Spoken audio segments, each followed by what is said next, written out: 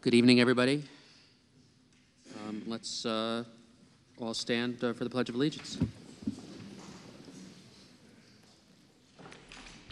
Pledge allegiance to the flag of the United States of America and to the republic for which it stands, one nation, under God, indivisible, with liberty and justice for all.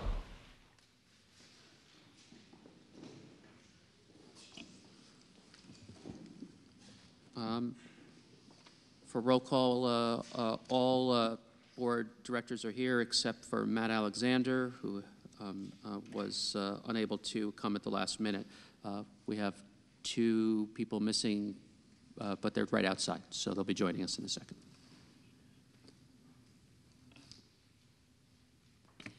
Good evening, everyone. This evening, I wanted to recognize our board members. Our board members, it's Board Appreciation Month, and PSBA provides us information to recognize our board members and encourage us to do so. And I think it's very important considering that our board members are not paid. They're volunteers. They spend long hours looking through and sifting through a multitude of different reports and information. And I know this particular week I sent home something and it didn't even fit in the envelope, so Lori had to get special envelopes because of the amount of paperwork that they had to read.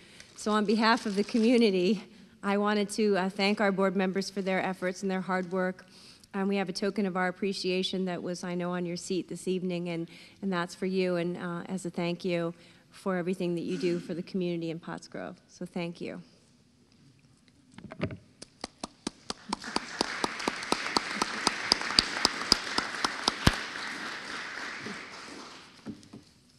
Another thing that I would like this evening is to recognize some of our retirees. This is one of the most enjoyable things for me because I get to see some folks that have left us or that are leaving us that have just done a tremendous job for the district. And I'm going to read their name and just say a little bit about them. And if you're here this evening, which some of you I can see are, if you could please come up and accept a token of our appreciation. Our first retiree is Judy Miller. Judy has worked in the district for 20 years. During that time, she worked in all 3 of our elementary school buildings as a student assistant, an instructional assistant, and an intervention tutor. She's looking forward to relaxing and enjoying time with her family. So congratulations to Judy. I don't think she's with us this evening, but we'll give her a round of applause.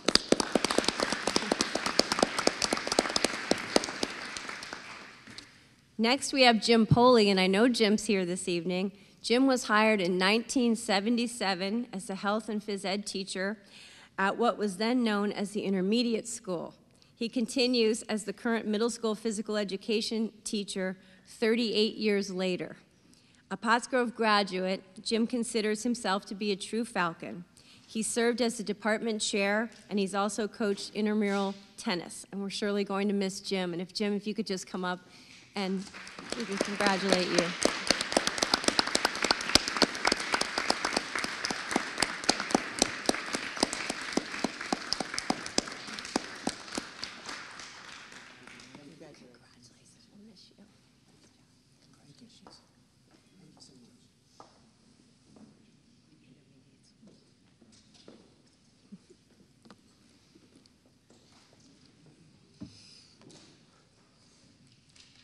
Another teacher, Eileen Forsyth. Eileen started her career in 1999 as the Earth and Space Science teacher at the high school.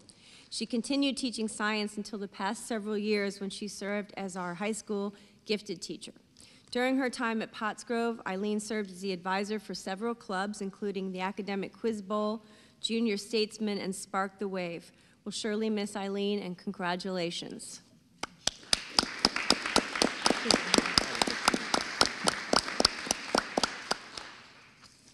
And last but not least, one of our wonderful teachers from the middle school, who is here with us this evening, Eileen Edling. Eileen joined Pottsgrove in 1986 as a special education teacher before eventually moving to language arts position at the middle school. In addition to her teaching duties, Eileen has been involved in several extracurricular activities, including the Reading and Writing Club advisor, newspaper advisor, literary magazine advisor, school store director, department chairperson, and team coordinator. Eileen enjoyed her 29 years with the district, but is looking forward to retirement with her family. And I wanted to thank you personally for all of your work in our enhancing our writing program at the middle school, Eileen. So thank you. Come on up.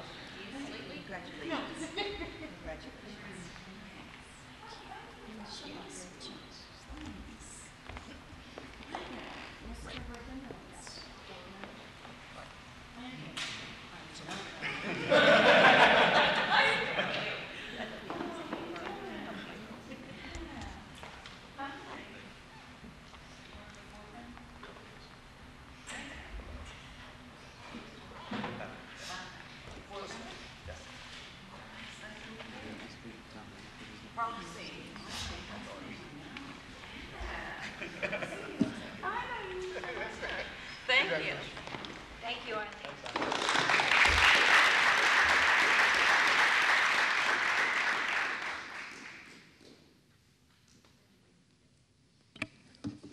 As we continue this evening with a little bit more recognition, I wanted to call up Dr. Bill Ziegler to introduce to you and to present AP Scholars and National Merit semifinalists. Good evening, everyone. We want to take time tonight to recognize our advanced placement scholars and also our teachers. So we could have our teachers come up here that are AP teachers and our AP coordinator, Mr. Patricia. I'm going to go through the list. I had several teachers call out and tell me they couldn't come tonight because of the inclement weather, but I'd still like to call them out by name.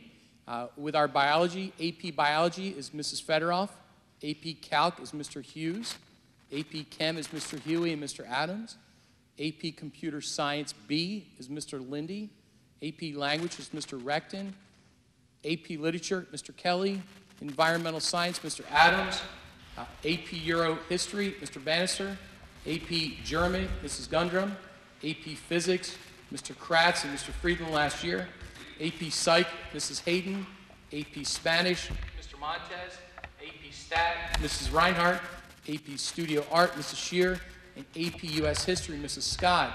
The reason we're recognizing these teachers is this year, Pottsgrove was recognized as the AP National District Honor Roll. It was the first time Pottsgrove earned this honor with the College Board in advanced placement. And we're very excited and proud of our teachers. So we could have our two teachers that are here. I'd like to introduce them. First, we have Mrs. Scott. She is our AP US History teacher. Give it up for Mrs. Scott. Thank you. And then we have Mr. Petrella. He is our AP coordinator, and he helps to organize all the tests, and he's our guidance counselor who does this, so give it up for Mr. Petrella.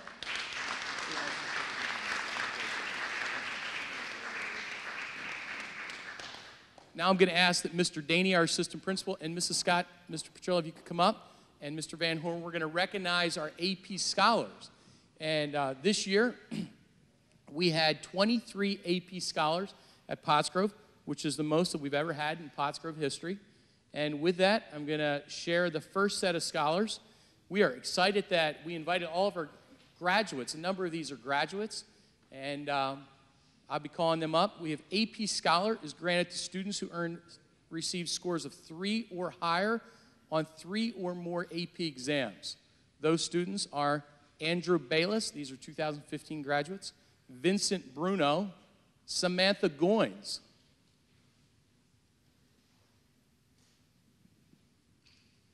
Congratulations, Samantha. You just go around and shake hands, and Miss Feola has a certificate. Haley Jacobs, 2015 scholar, AP scholar. She's with us tonight.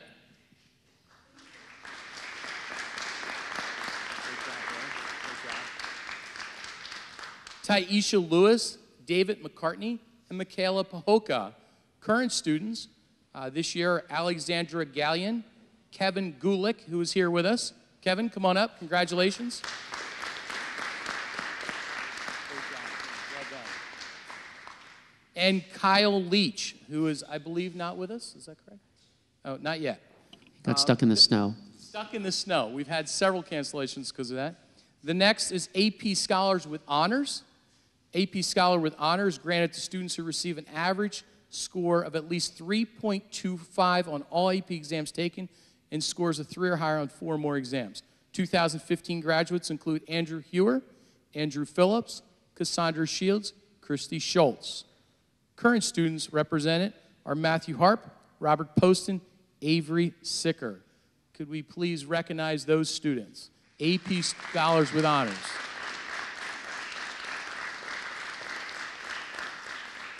Next, we have AP Scholar with Distinction. This is granted to students who receive an average score of at least 3.5 on all AP exams taken and scores of 3 or higher on 5 or more of the exams. 2015 graduates are Joseph Buchler and Chloe Kloss. Remember Chloe from last year? And our current students are Elizabeth Dryhouse, Austin Leach, and Eric Maynard. I don't believe they're here with us. Any of those here? No. Can we give them a round of applause? And for the first time in Pottsgrove history, a 2015 graduate who's back at college earned the title of AP Scholar, a national AP Scholar. This is granted to students in the United States who receive an average score of at least 4 on all AP exams taken and scores of 4 or higher on 8 or more AP exams. The 2015 graduate is Kyle Reed. He's also our valedictorian last year. Let's give it up for Kyle. And again, we would just like to thank our teachers and our students and our parents for all the hard work and dedication to make Pottsgrove High School an AP National District Honor Roll school. So thank you so much.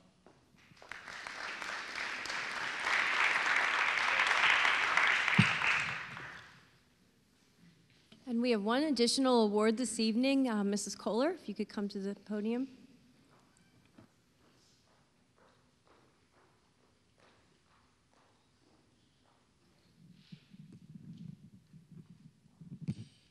Thank you, and welcome to West Pottsgrove. And also at your places tonight, board members, you had a special packet of thank you notes from the students at West Pottsgrove for all you do. So hopefully you will enjoy those as you have some time to sit down and look through some of the notes and cards that the students put together for you. This is really a neat story. This summer, I was contacted by a parent of a student who attends here at West Pottsgrove and said that her older daughter, who is in middle school, was doing a summer program in their neighborhood helping students who do attend West Pottsgrove with their reading and helping them to achieve their 100 book club status and doing all those kinds of things. And this young lady had seen something on television about a grant for children that she could apply for, that she could use that money to forward her program. And she needed somebody to sponsor her. She needed a school entity or someone to sponsor her. So her mom contacted me, and they came in and met with me and talked to me about this program. And the program is through the Youth Service America Summer of Creativity. And it is a grant for young people to apply for to do things in their community. So I looked at it, and we talked about it, and she told me about what she was doing, and I thought it sounded like something that we could get behind here at West Pottsgrove. So Ayana went forward and applied for the grant, and she was selected to receive the grant. So I would like to call up Ayana Mitchell, who is currently an 8th grader at Pottsgrove Middle School, to come forward. And I would like to present her with a certificate because I think this exemplifies Pottsgrove pride in someone who is willing to go above and beyond to support the children that go to the schools. And this is a young lady who's still in middle school who's really thinking forward. So, Ayana, we have a certificate for you for representing Pottsgrove pride. $100 check that covers the grant that you received. And I will give you this folder. This also includes the letter indicating that you were the recipient of the grant. And we wish you all the best in what you're doing. And if there's any other ways we can support you, you certainly know where to find me. Okay, so congratulations.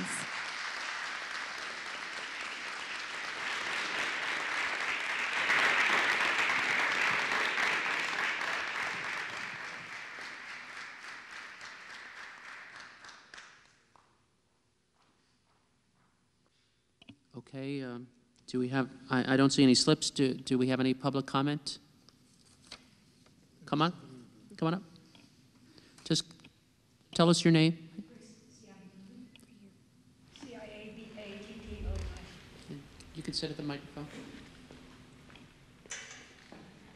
I have the tax platform. Every year I pay my taxes ahead of time. I'm one of those lucky people. And I always get the discount and all that.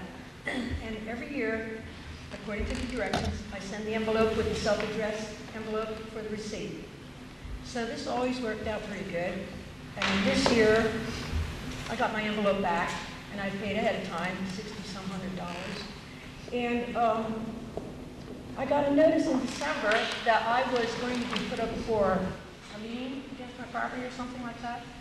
And I went right down to Jennifer as soon as I could catch her. And she said, there's absolutely nothing you can do about that. I said, well, what happened? I looked through my tax papers for my accountant, and when I get that envelope, I just put it down there, which I have it here. I just put it down there with my papers. Usually I open it at the tax office when I go to file. And this is the envelope. But anyway, I opened it up, and there was my check for $60-some $100. And it said that, she said that I was short. So she had put that in my envelope, which I just threw down there with all the paperwork. And at the end of the year, when I got the notice that I was up for problems with Berkheimer and everybody, I went down to see her. And I said, Jennifer, this envelope that I sent you, that's not for your work, that's for me. And it was according to the instructions. And I don't think I was asking too much to ask for a phone call, because 60 years of paying taxes, I've never been late for anything. So she said, there's nothing you can do about it. By now, I owed $900 more on a penalty, which I always get the discount. So I said, Jennifer, come on. I said, you know, just look at my records and all. I mean, it's not my fault that you put it in my envelope. And on the bottom here, she had written, please open immediately. And the post office ran a stamp across it, so I didn't ever see that. So I said to her, I said, you know, I said, you're going to have to do something about this. And she said, there's nothing you can do. She said, we have never rescinded that. And I said, well, I have to take care of this. So I said, who's your boss? I don't know who our boss was. And she reluctantly told me, after a little bit of discussion. And I said to her, Jennifer, you know, I'm not a tax collector. I'm a barber by trade. And you couldn't cut a flat top, so I'm not apologizing for my trade. However, I feel, just in fairness, I shouldn't have to, number one, shouldn't have to pay a penalty. And this check has been kicking around in this envelope. Apparently, I added all my properties together, and it might have been $200 short. Had she just called me, I would have just mailed another check. But she sent this back with the explanation as why and this was from July, so I opened it this past month. And she said, there's nothing I can do about it. Well, I don't agree. So that's what I'm here for tonight. I don't know who handles this stuff. I am never late. If you look at me, I've been in the area for about 60 years. I'm a low-maintenance citizen. I don't require anything that isn't covered by taxes, by the way. I don't recall ever getting anything for free, which I'm happy with. But I just can't stand at this age. I'll be 86 next month. And I don't think I should feel intimidated at any time or make a trip to the tax office where I might drop dead of a heart attack or stroke at my age because somebody says, hey, guess what, you're going to have a lien, because I've been debt-free since I'm 45. So I don't know who to throw it on to, but I guess there's somebody here that might be a little bit interested in figuring out a way out of it. I did nothing illegal. This is my envelope. This is the business envelope from the tax collector. Had it said Pottsgrove taxes, I would have opened it. But this just goes to my accountant when I get it back every year. It's been happening for years and years. So that's why I'm here. I have the check here. I have, you know, everything that's pertaining to this. And so that's my argument. That's why I'm here. Well, thank you. I do have a question for you. Yes. I just want to make sure I'm clear on what happened. I think I am, but I'm going to just say it back. You mailed your check early. It was a few $100s short. Yes. The tax collector didn't deposit the check, but instead sent it in an envelope, in your envelope, back to you, and you didn't open the return envelope, correct? Mm-hmm. And then you found out quite a few months subsequently that it hadn't been paid. You didn't notice that the money hadn't been deducted from your bank account? No, because I run a pretty tight book, and I usually don't have to check anything because I check my book every week, and I'm never in trouble financially with not paying stuff. And it's just like this.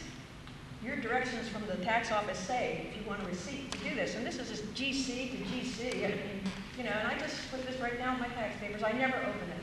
Okay, so we'll look into this. If you could get us copies of that material that you've got there, I think that would be helpful. I did that already. I went to your school, Lower Pottsgrove, okay. And I asked her if she could copy this stuff, so she did. Okay. So I appreciate it because I'm never late or anything else. And I just feel that. And also, did you realize, I don't know if anybody knows this or not, but you only have like, I work till 6:30 in Norristown yet. And the tax office closes at 7. Well, boy, you have to go up the road pretty fast for that one in the voting. But the thing of it is, at this time of year when people that are hurting might be coming in late, they actually aren't going to get the service because I went there in the daytime. As soon as I got this, I went down there. She's not open till 2:30 or 2 till 7, she said. And she said, and by the way, she said, I close at 6:30. And I said, boy, you got good hours, I'll tell you that much. The fact of the matter is, it's not very conducive. I think it comes out to about 16 hours. I looked at it, paperwork here, and maybe 16 hours a week of actual her being there. You know, I mean, I don't like the feeling of, well, it wasn't begging, but it was a feeling of intimidation, which I'm really not used to. I was the first registered woman barber in Montgomery County, and I've been around men all my life, so it's just like I'm not intimidated easily. But however, I don't like the feeling of feeling like I have to come crawling somewhere, and this is on several properties, on a couple properties. So I do this every year, and maybe I made a mistake, I didn't check that one out yet, but $200 short. Why she couldn't have just taken or sent me another check, or taken and applied this to my big ones? Mrs. Ciabodi, if I could just interrupt, and maybe what you could do is if you could leave your contact information with Mr. Nestor, he's our business manager. We will contact you tomorrow so that we could continue our business meeting. Okay. But by the end of the week, we'll be in contact with you. I know Mr. Nestor's not in the office tomorrow. We have another meeting. Okay? But just make sure you leave that information for him. Thank you very much, and we will follow up with you. At this time, I want to announce that the board had an executive session for personnel on the 7th of January. And now we'll move on to approval of the minutes. Can I have a motion to approve the minutes from 12/1/15? Motion. Do I have a second? Second. Motion and a second. All in favor? Opposed? Motion carries 7-0. Question on that, if I may? Was the detail in the minutes that we provided the same as what was given to the community minus any private information? It should have been the same minutes. Same minutes? Okay. Yeah, the minutes. Thank you.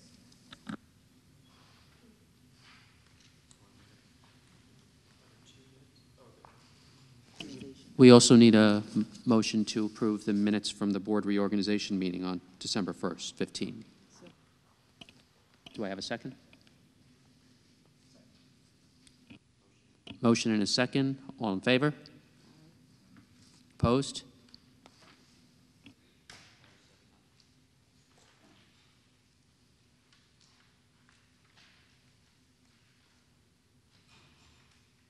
Moving on to receiving of accounts for audit.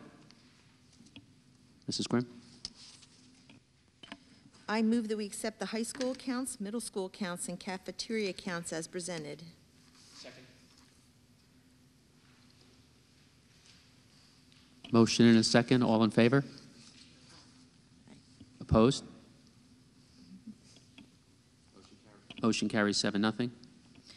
I move that we ratify the payments of invoices in the amount of $3,108,037.78 for November 2015 as presented. Diane? Motion and a second. I've been neglecting to ask if there are any questions. Are there any questions? All in favor? Aye. Aye. Opposed? I move that we approve the payments of invoices in the amount of $5,508,688.20 for December 2015 as presented. We have a motion. Can I have a second? Motion and a second. Any comments or questions? Hearing none. All in favor? Aye. Aye. Opposed? None. I move that we approve the treasurer's report for November and December 2015 as presented and file it for audit. Second.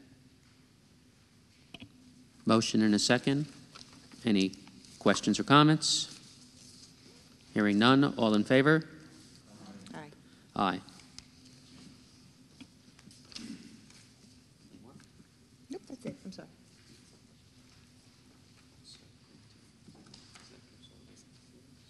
Okay.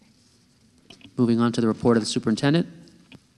Thank you, Mr. Rabinowitz. And in order to spare Dominic of a late evening this evening, we moved our student board report up. So I'm going to turn it over to Dominic Johnson. Good afternoon. Hello. All right. Good evening, everyone.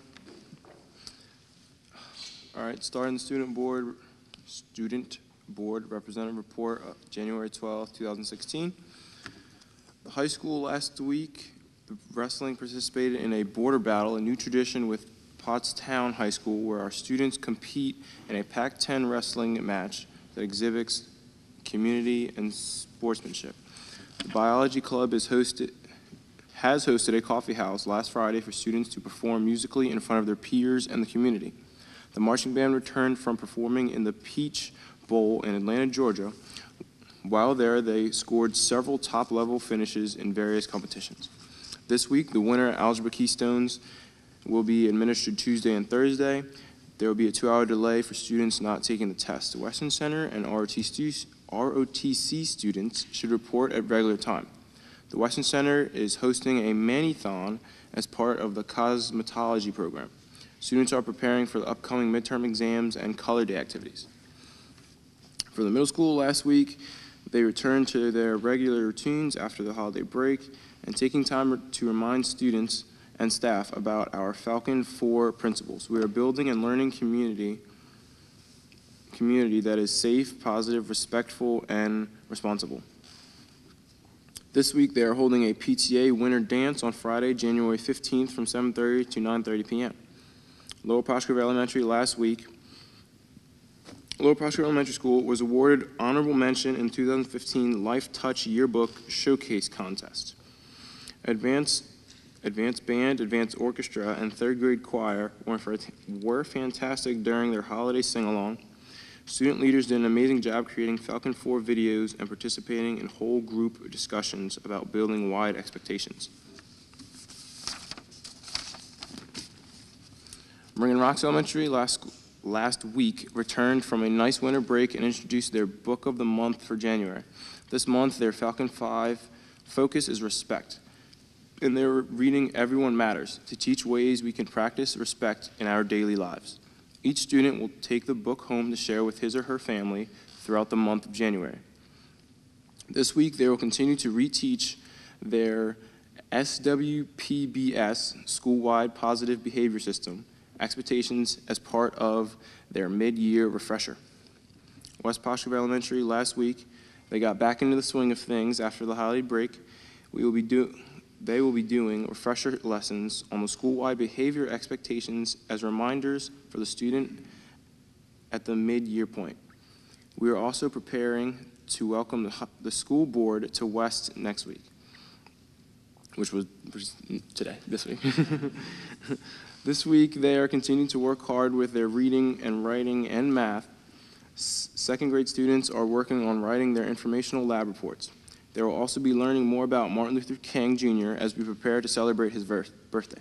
Our PTA will be meeting on Thursday, the 14th at 6:30 p.m. in the library. This is a student board rep status update. This past week, I met with Mr. Dorenzo and Mrs. Custer to discuss ways to further involve myself with the students and the board. We have already set up an email for myself for students to email me with any questions or concerns they have, so that all of the questions are in one place and I can get back to them and respond to them as quick as possible. We have set up a date to meet with the Pottstown student representatives, which will be the 27th.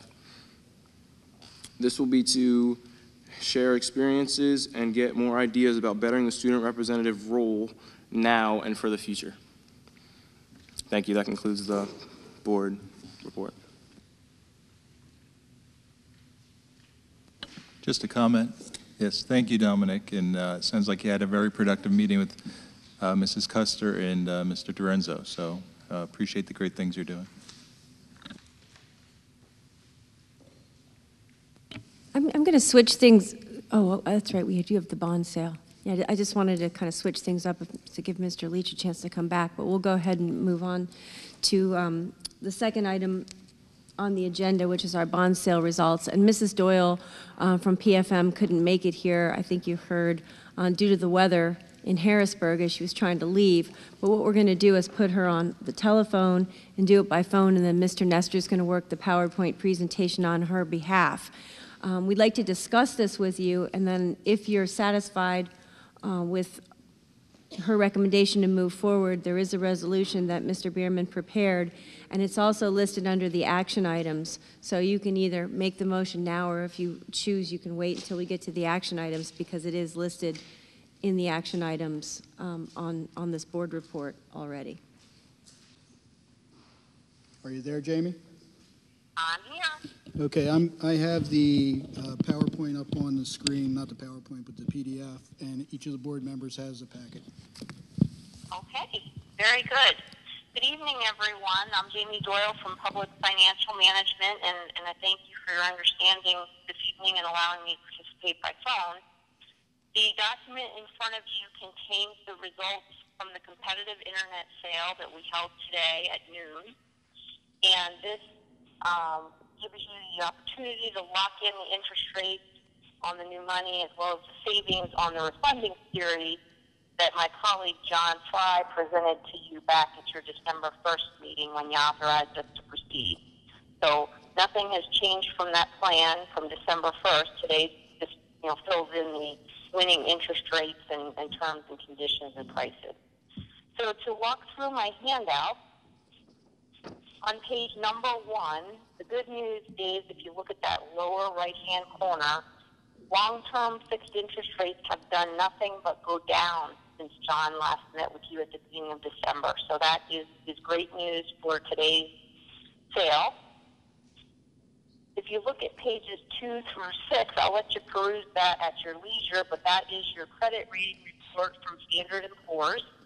And it reads very similar to the last credit rating report that you received. The district continues to do an excellent job of management and maintain your AA credit rating with a stable outlook. Kind of there in the middle of page number 3, there's 3 bullet points. Standard & Poor's continues to be impressed with your location, strong income, strong property values, and your good financial management and financial performance, which have contributed to very strong reserve levels historically, as well as your moderate debt profile and limited capital needs. I will now shift to page number 7. Page 7 is a summary of the 17 different bids that we received today from 4 different underwriting syndicates. The winning bid came from Janney Montgomery Scott. They bid a true interest cost of just over 1.93%. And you can see in the middle of the page, they bid alone, so there were no other members in their syndicate. Toward the bottom of the page, the paying agent on these 2 series of bonds will be Manufacturers and Traders Trust Company. And the new call dates on the bonds. The series of 2016, that's the new money series, which is longer. The next time you'll be able to call those bonds from the 2016 bondholders will be April 15th of 2021. And then the Series A of 2016, that's the short little refunding. That's non-callable because there's really only 2 maturities left on that. No point in putting a 5-year call on it. If you look at page number 8, you'll see a chronology of those same 17 bids. I would just reemphasize the demand for your bonds today. That was evidenced by the activation of the 2-minute rule 3 different times. So it was really those 2 underwriters there at the end, Janney Montgomery Scott, who ultimately won, and the cover bid from UBS Financial Services, duking it out, and it actually extended the ending time of your auction 3 times. If you look at page number 9, this page should look familiar to you. This is the summary of the overall borrowing plan for the project, and Step 1 and Step 2, those were accomplished back in 2014 and 2015 calendar years, respectively. And tonight, column 3, which is labeled Step 3, is now labeled actual. Should you accept the winning proposal from Janney Montgomery Scott this evening, you would be locking in what you see there in column 3. And if you were to compare this back to John's handout from your December 1st meeting, you'll notice that column 11 is better over the life of this proposed issue by about $910,000. So we were very pleased with the results today. Likewise, the net millage equivalent that you see in column 15, that's better than what John showed you by about 0.06 mils. To go through the mechanics, and again, these pages will look very similar to what John shared with you back in December. On page number 11 is the amortization for the new money series of 2016 in the amount of $7,465,000. You can see that at the bottom of column 2. You can see the Janney Montgomery Scott winning coupons in column 3 and their winning yields in column 4. Likewise, we assume 0 state reimbursement, so that's why column 8 is blank. Moving on to the refunding series, on page 13, those are your old 2010 bonds. So if you did nothing, you continue to make the payments on page 13.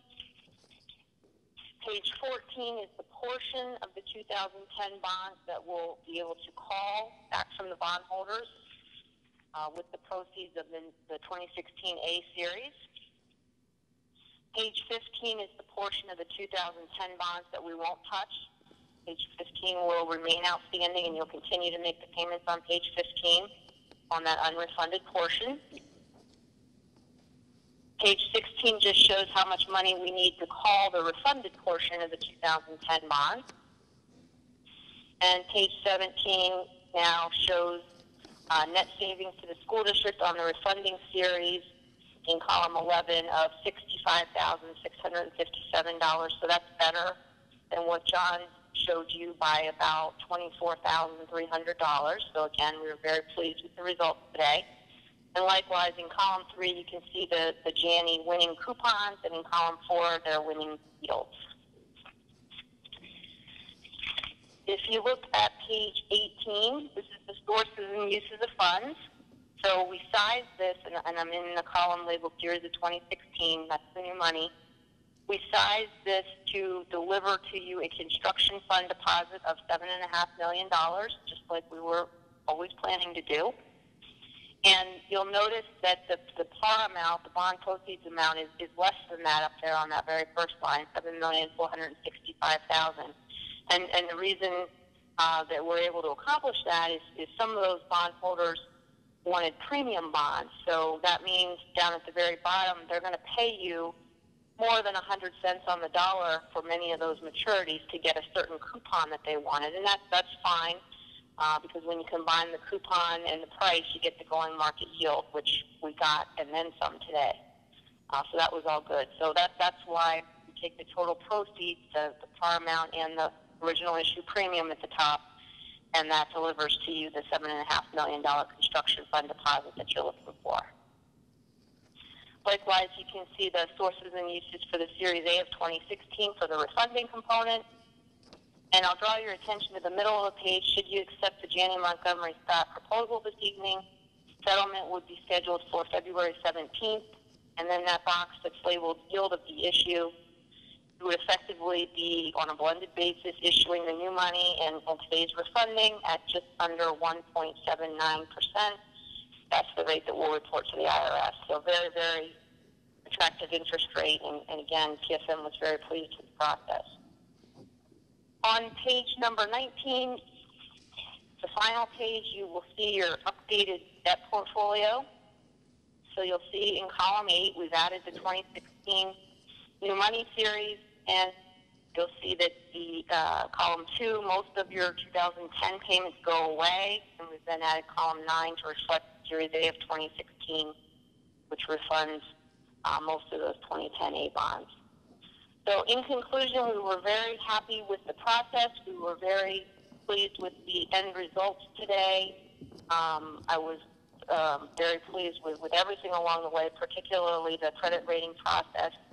As you're all only too aware, the state budget impasse has not helped the credit rating views of Pennsylvania or entities that are dependent on Pennsylvania revenues. So kudos to the board and the administration for your excellent work. It's certainly no small feat to maintain your AA credit rating with a stable outlook in these troubled times.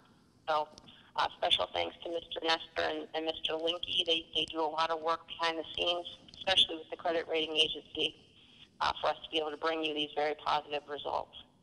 So I'm happy to answer any questions that you have at this time. Question? Ms. Doyle, can you hear me okay? Yes. Okay. So what's the bottom line savings from doing this today? Is it 60-something thousand? Is that what I'm gathering? Yes. Yes. On the refunding series on page 17, the net savings to the school district, so net of the state share and net of the cost of issuance that we just went over on page 18, you'll pocket $65,657.63. And if you're looking at page 17, column 11, you'll see that the way you'll recognize that is $49,000 in the current fiscal year, and then about $16,486 next fiscal year, and a couple hundred the following year. I have a follow-up question if I can. So on page 18, am I reading this right? Total legal fees were close to $30,000. Financial advisor received $30,000 from this. Printing and word processing, $10,000, so on and so forth. Is that, am I getting this right? I'm sorry, I didn't hear the end of the question. Am I getting this right, that the 60-something thousand savings we're getting from this, we spent $30,000 on legal fees, $30,000 for the financial advisor, $10,000 to make some copies, so forth and so on? You'll notice that most of the fees are in the new money column. So you would have had the fixed fees on the new money series, and you'll notice that only the fees in the refunding column in the Series A of 2016 are the ones that are contingent on the size of the issue. So, you know, most of the fees are weighted to the new money series. Mr. Nestor, I only got part of what you said. Can you interpret that for me? I'm going to do it. We have two bond issues here where we have $7.5 million approximately that we're using to fund the last portion of the high school project. And what she's saying is that the fees were highly weighted towards that, and that is something that we would have done regardless of whether we refinanced an old bond from 2010, which is where we yielded the $65,000 savings. How did I do, Mr. Nestor? Very good. The other thing I want to point out is that the $65,000 savings is over and above the cost of issuance. Okay. Yes. Perfect. Thank you. Everything I show you is net of the cost of issuance and net of the state share. The other thing I want to point out is that in our, as we were developing our preliminary budget, we incorporated the bond payments that were presented a month ago from Mr. Fry. So, in fact, there is about $90,000 annually for the next 10 years of savings as a result of the improved interest rates we got on this issue. So we benefit from the China fiasco, I presume. Apparently. According to, and Jamie, you can fill in on this, since the new year started, bond prices, the interest rates have been dropping. I think it's ironic because I was worried about interest rates going up on us when we were meeting in December and didn't want to delay this. Right. And here we benefited to the tune of $90,000 a year. Approximately, yes. Over 10 years. Yeah. That's not chump change. Any other questions? Awesome presentation on the phone. That's cool. So now we're up to needing a resolution, correct? That's correct. Do I have to read the whole resolution, or looks pretty long? Tonight. Yeah. Mr. Berman, You do not need to read the resolution. You can wait till we get to it in action items. Okay. Okay. Well, thank you very much, Mrs. Doyle, for your persistence in getting to us and finding a way, given the weather. We appreciate your continued work on behalf of the district. Okay. We're going to move on to the next item under discussion, and then we'll come back on the action item when we get to the action portion of the agenda. But I wanted to make a presentation to you just to follow up with regard to an issue that I did bring to your attention through some written correspondence, but we haven't yet had a chance to discuss and go into further detail about. And this is an issue that surfaced through our transition to the 10-point grading scale. And in the documents that I sent to you, I talked a little bit about our historical perspective. And essentially, before this year, we were utilizing cumulative GPA, numerical values determined from the 100-point scale, which included the weight scores, and that's what we would see on the transcript. Additionally, we ranked our students on the transcript, and we would always have a valedictorian, a salutatorian, and honor graduates that were recognized during our awards portion of the ceremony, not graduation, but during awards, and the ranking was listed on the transcript. The GPA, the cumulative GPA, and the rank is on the transcript. So that's the historical perspective that I articulated in the memorandum that I sent to you prior to this year. As we transitioned into this year, we were utilizing the new grade reporting guidelines.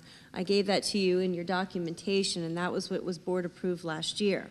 As part of that, it speaks about the GPA being calculated by numerical value determined based on the letter grade.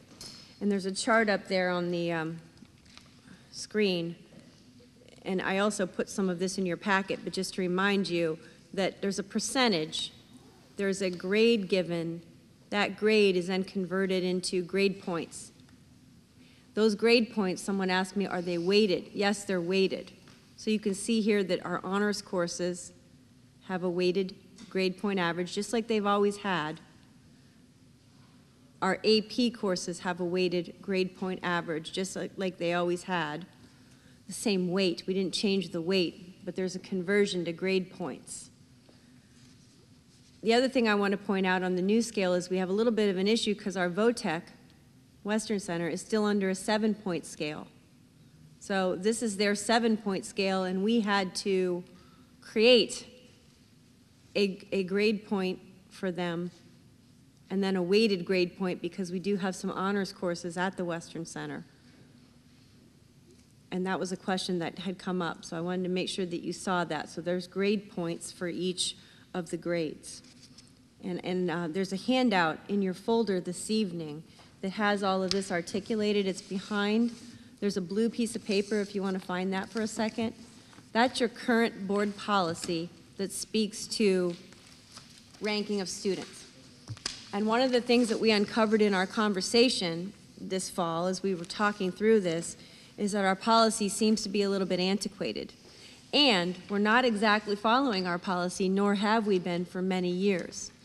But through the conversation with our guidance department and our administrators at the high school, you know, we stumbled upon this, and I wanted to bring this to your attention so we could discuss it. But a couple of things stuck out to me. One, where it says all students shall be ranked. We're not ranking all students right now because we have some transfer students that come in. We have some other situations with cyber students, and we have situations with Montgomery County Community College full-time versus part-time students, whereby there were disparities, and we weren't able to rank them. So over time, some practices, I guess, were put into place to address those things. We just didn't address it on the board's policy. So that's something that I think we need to consider and look at this point, now that we're here. The other thing that it says here is class rank shall be computed by the final grade. Well, technically, it's not computed by the final grade. It's computed by the grade at the end of the third quarter.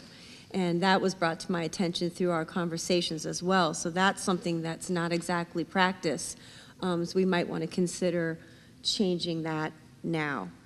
Then the other thing on the policy for a minute that stuck out to me is the student's grade point average and the rank in class shall be entered on the student's record, and the transcripts shall be subject to board policy. So that's just another thing that's sticking out to me that needs to be discussed by the board, and you need to decide what you'd like to do. Well, let me just continue for a second going over the issue, especially for the benefit of the public who haven't been privy to the conversations that we've had via some information that I've sent to you. So that brings me to our issue that, oh, I'm sorry, I want to point out one more thing.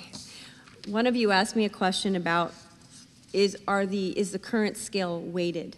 And I pointed that out on the chart up there, but I put the background information here for you for all of it so you can see it. I couldn't put all of that on a slide for you, but it's here in front of you. I just wanted to use that as a reference. So you can see that on that document behind the blue paper, the 10-point scale, how it's converted over, the 10-point scale with the honors weighting, the 10-point scale with the AP weighting. So everything is weighted and it's all there. I just wanted you to be able to see it because you didn't have that document. So that brings me back to just reiterating the issue here. We had a transition period dilemma because we have disparate systems. So because we've been reporting out rank, we have different kind of rank on the current transcript for grade 9, grade 10, grade 11, let's just say, for a senior.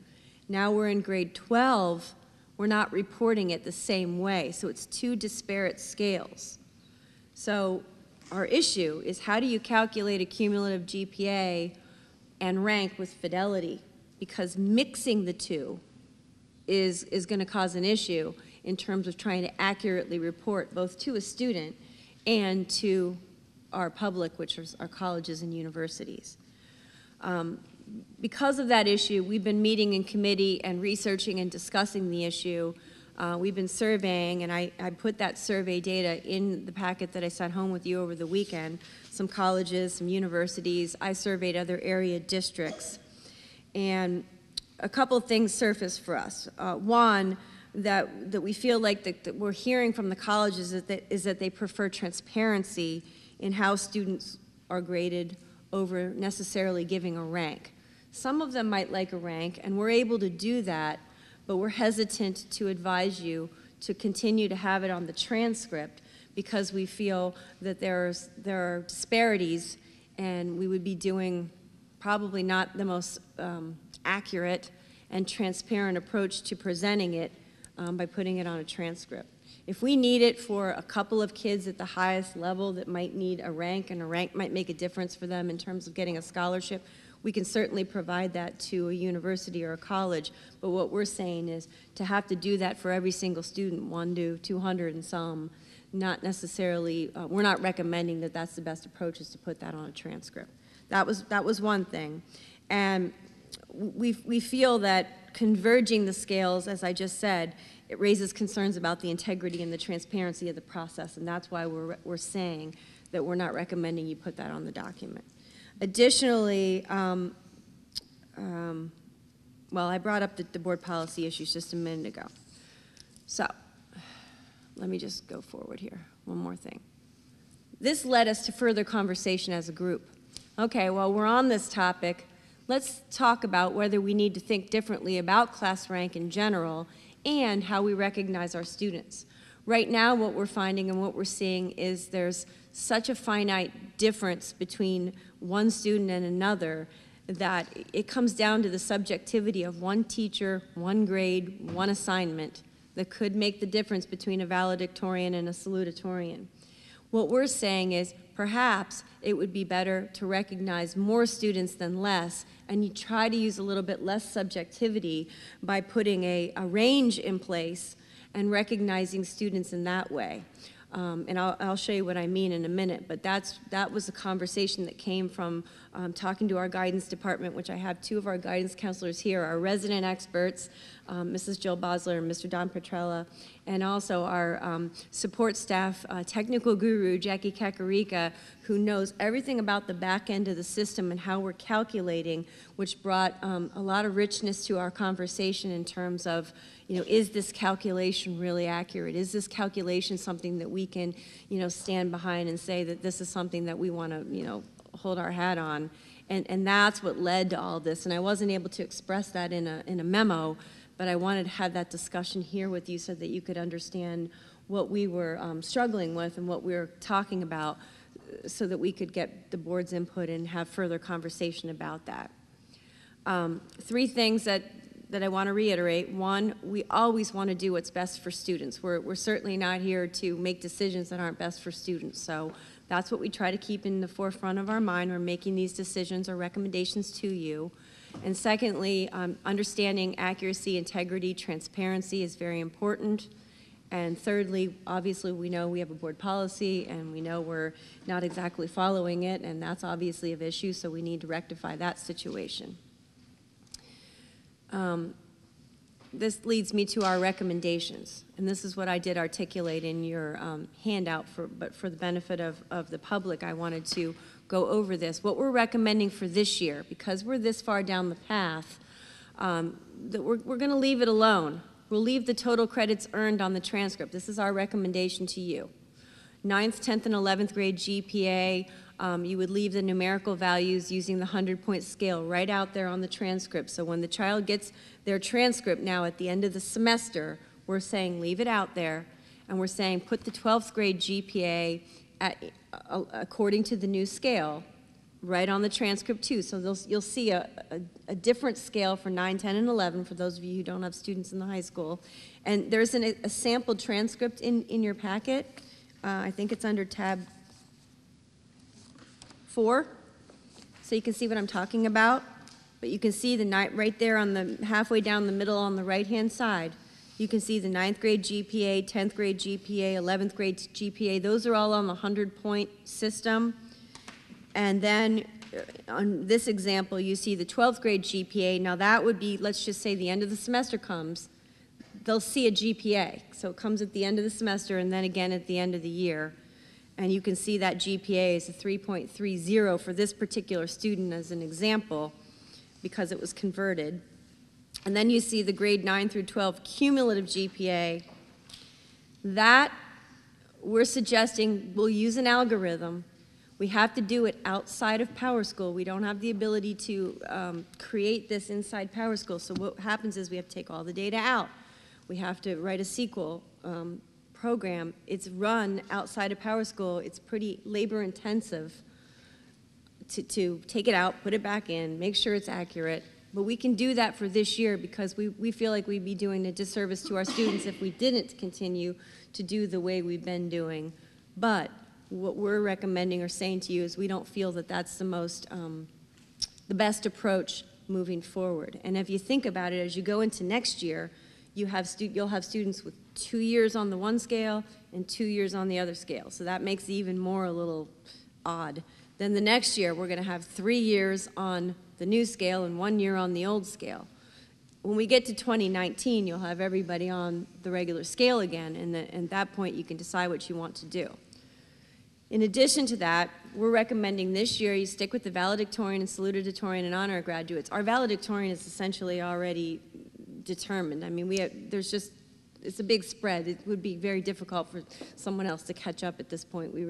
That's not going to be an issue. So because the calculation isn't an exact science, that's not going to hurt a child. So we don't feel like that's an issue. The salutatorian will make sure that we do our calculation very carefully by hand with these ladies in our program, and then obviously for our honor graduates. So that would be our recommendation for this year, so we can properly notify parents and so on. Now for class of 27 and 18, what we're recommending is you have the transcript reflect the individual year GPAs, kind of like it is on the sample that I showed you, because you'll be able to see the disparate scales, you know, what was and what is. But we're recommending that we don't put the rank on there. We're recommending that instead of using valedictorian, salutatorian, and so on, that we consider distinguished honors with a 4.33 or higher, because you're likely going to have more than one student with those high GPAs, and we'll be able to honor more students this way and give proper, we feel, a less subjective determination for a student, so that we won't have what Dr. Ziegler described to me this morning as, you know, a student crying in his office because we're talking about 1/100th of 1% difference between one versus another, and you're the salutatorian and you're the valedictorian, when in essence these children are equally skilled and should be recognized. And you know, so that's why we're thinking along these lines right now. And then for 2019, the transcript would again reflect the individual year and cumulative GPA, because it'll be on the same scale at that point, so you can show the cumulative GPA again after that. And the weighting is in there, Mr. Leach, because you had asked me that. But we're saying the recognition should be the same as it is, as we're recommending we change to distinguished honors, high academic honors, or something similar to that. I mean, that was just a suggestion that we made. It could be a little bit different. Oh, and I think I messed up. Sorry.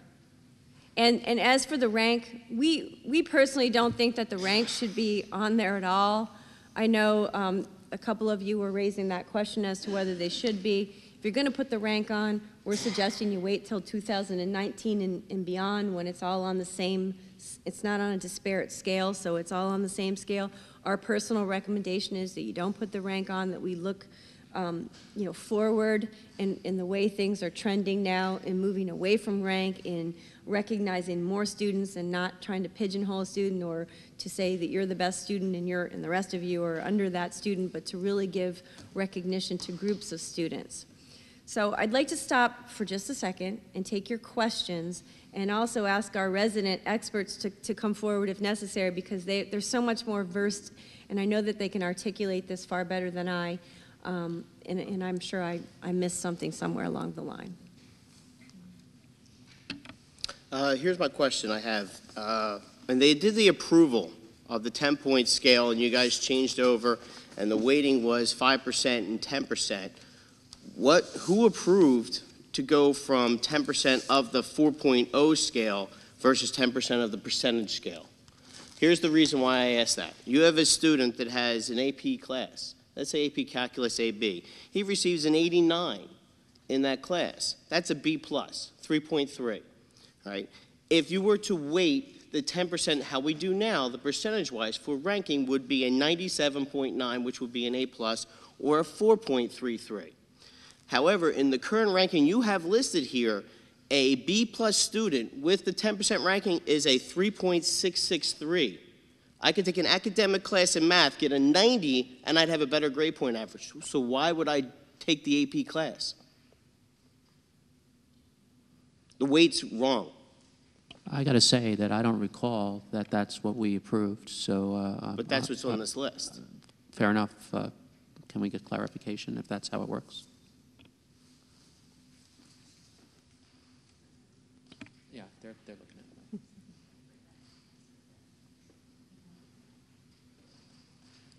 Like I said, that we're looking to have students take more APs. If I'm a student, I'm looking, I can get a 91 in academic math, or I can get an 89 in an AP math, but I get a better GPA. I'm taking I can see a lot of students saying, let me take the academic. Well, that would be a big error on their part, but I understand where you're going. We don't want to incentivize students to make the wrong choice, for sure. So is there any... Are you able to answer that now, or are we going to need to research that? Or Don, do you want to come up to the microphone, you and Jill and Jackie, maybe? Whoever. Just grab the mic.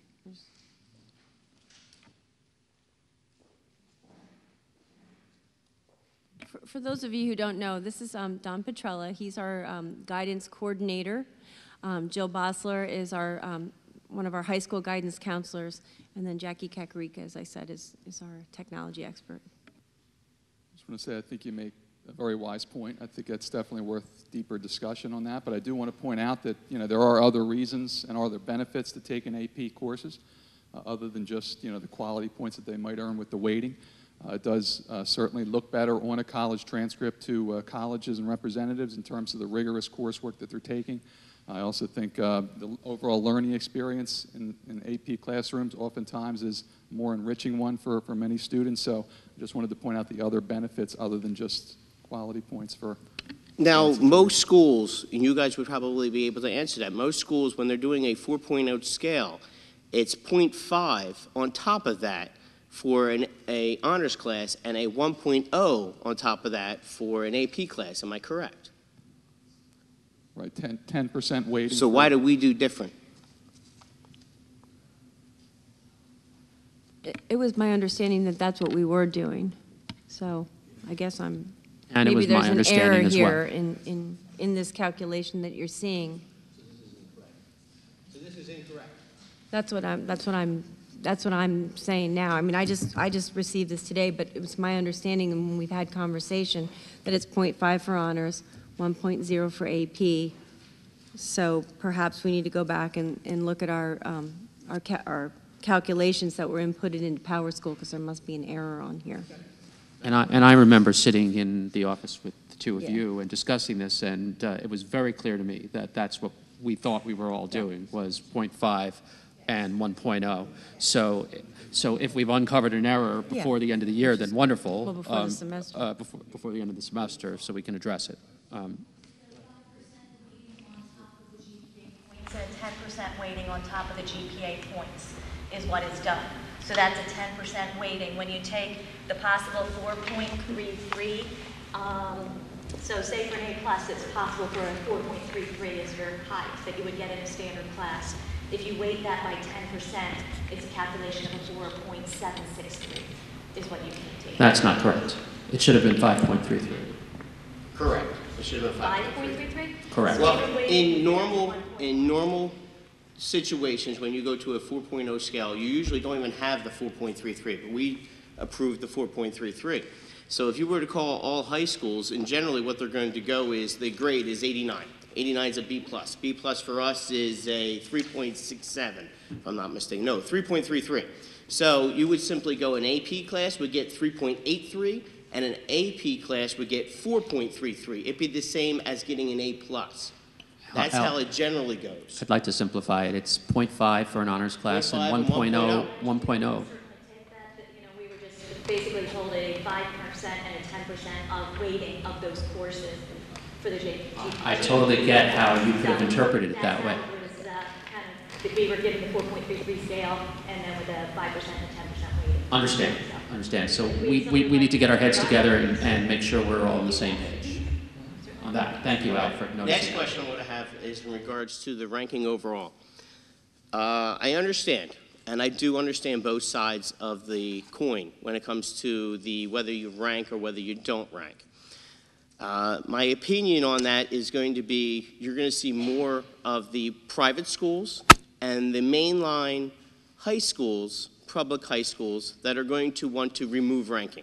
As you see when we go through the list that we have here, where we had 9 schools in the one list that Shellie provided us, 9 schools do ranking and 8 schools do not. The reason why most of those schools, and you guys probably would be able to judge this, most of those schools do that is because of the competitiveness of the students themselves.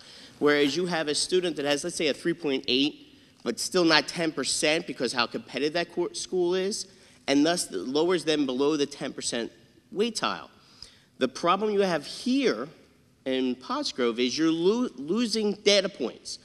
In other words, the more data points a student has, the more likely an administrative officer of the colleges is going to be able to determine what type of student that is.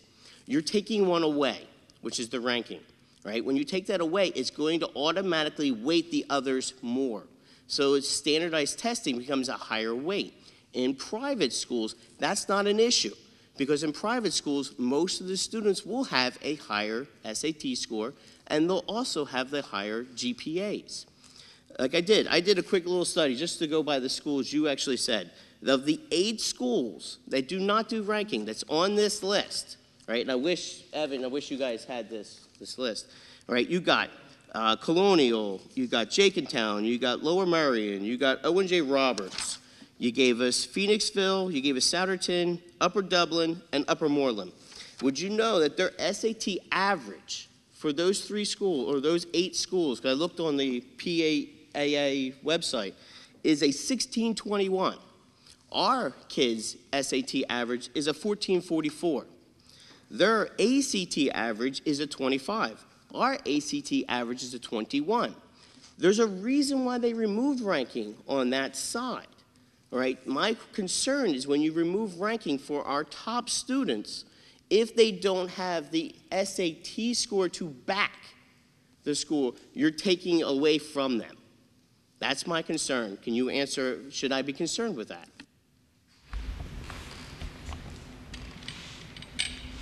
I think that in our process and the many, many hours that we sat down and looked through these things, our focus was very much toward the colleges. We did get information from high schools. I know Shellie did as well. But our focus was very much toward the public as being our colleges and universities. And from that information, yes, you are right. All of our students, they are a puzzle. And they have different puzzle pieces.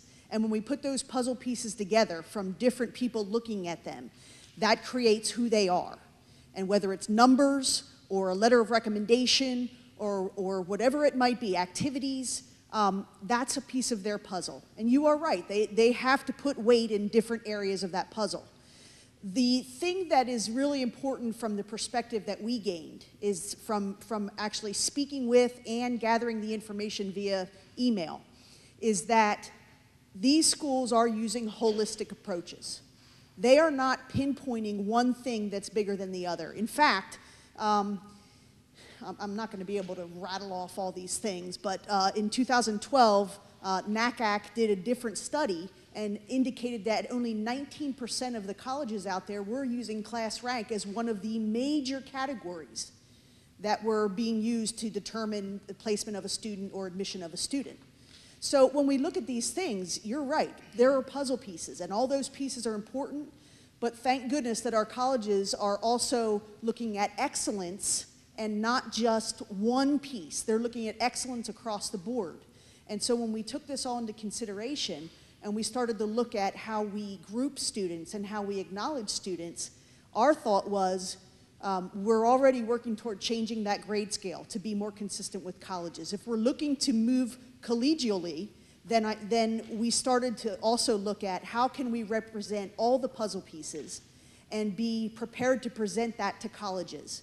Being transparent, having fidelity, that does those things. But it also creates a situation where we are able to acknowledge excellence as being #1 across Pottsgrove, excellence. And that might mean excellence for a student who has taken all AP classes and they've gained the highest GPA, or excellence might mean the ability now to acknowledge a student who decided to choose biomedical sciences at the technical school versus taking 2 more AP classes and not getting the 10% weight, but only getting the 5% weight, and being 0.1 away from the #2 spot in the class.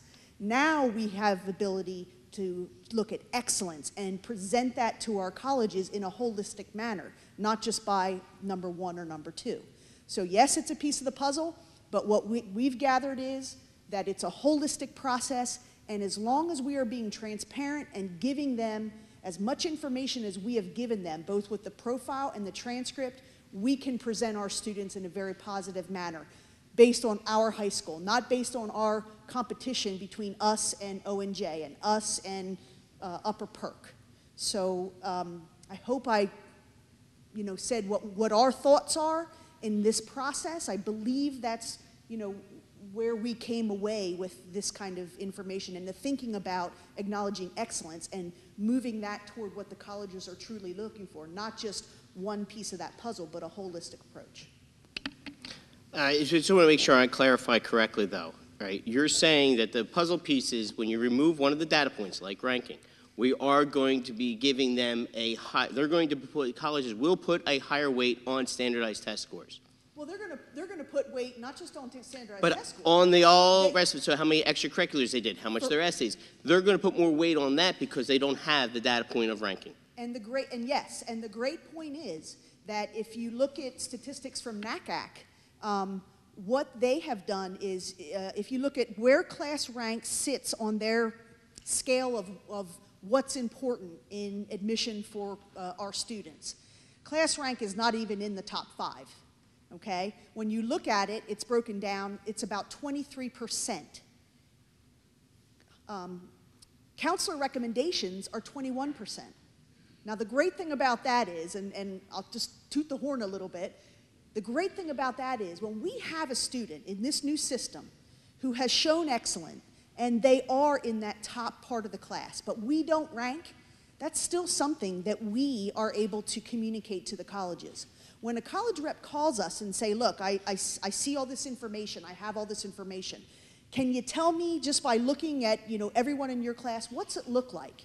Is this student really like one of the top students? Yes, I can say that. I can take a look at that and I can say those things. So you are correct, it is going to put weight on all those other things, but it doesn't necessarily mean all that weight is going to go to test scores. It could go to many different pieces of that puzzle and disperse in a holistic approach. All right, based off of the transparency part, what you're saying then, right? Would you say that being transparent by offering a grade distribution chart, which, from my understanding, 4 of the colleges that you emailed and returned actually asked for that. They actually asked, we would like to see a grade distribution chart showing where a 3.8, 3.7, or where that student fits. Would you recommend putting that on the transcript?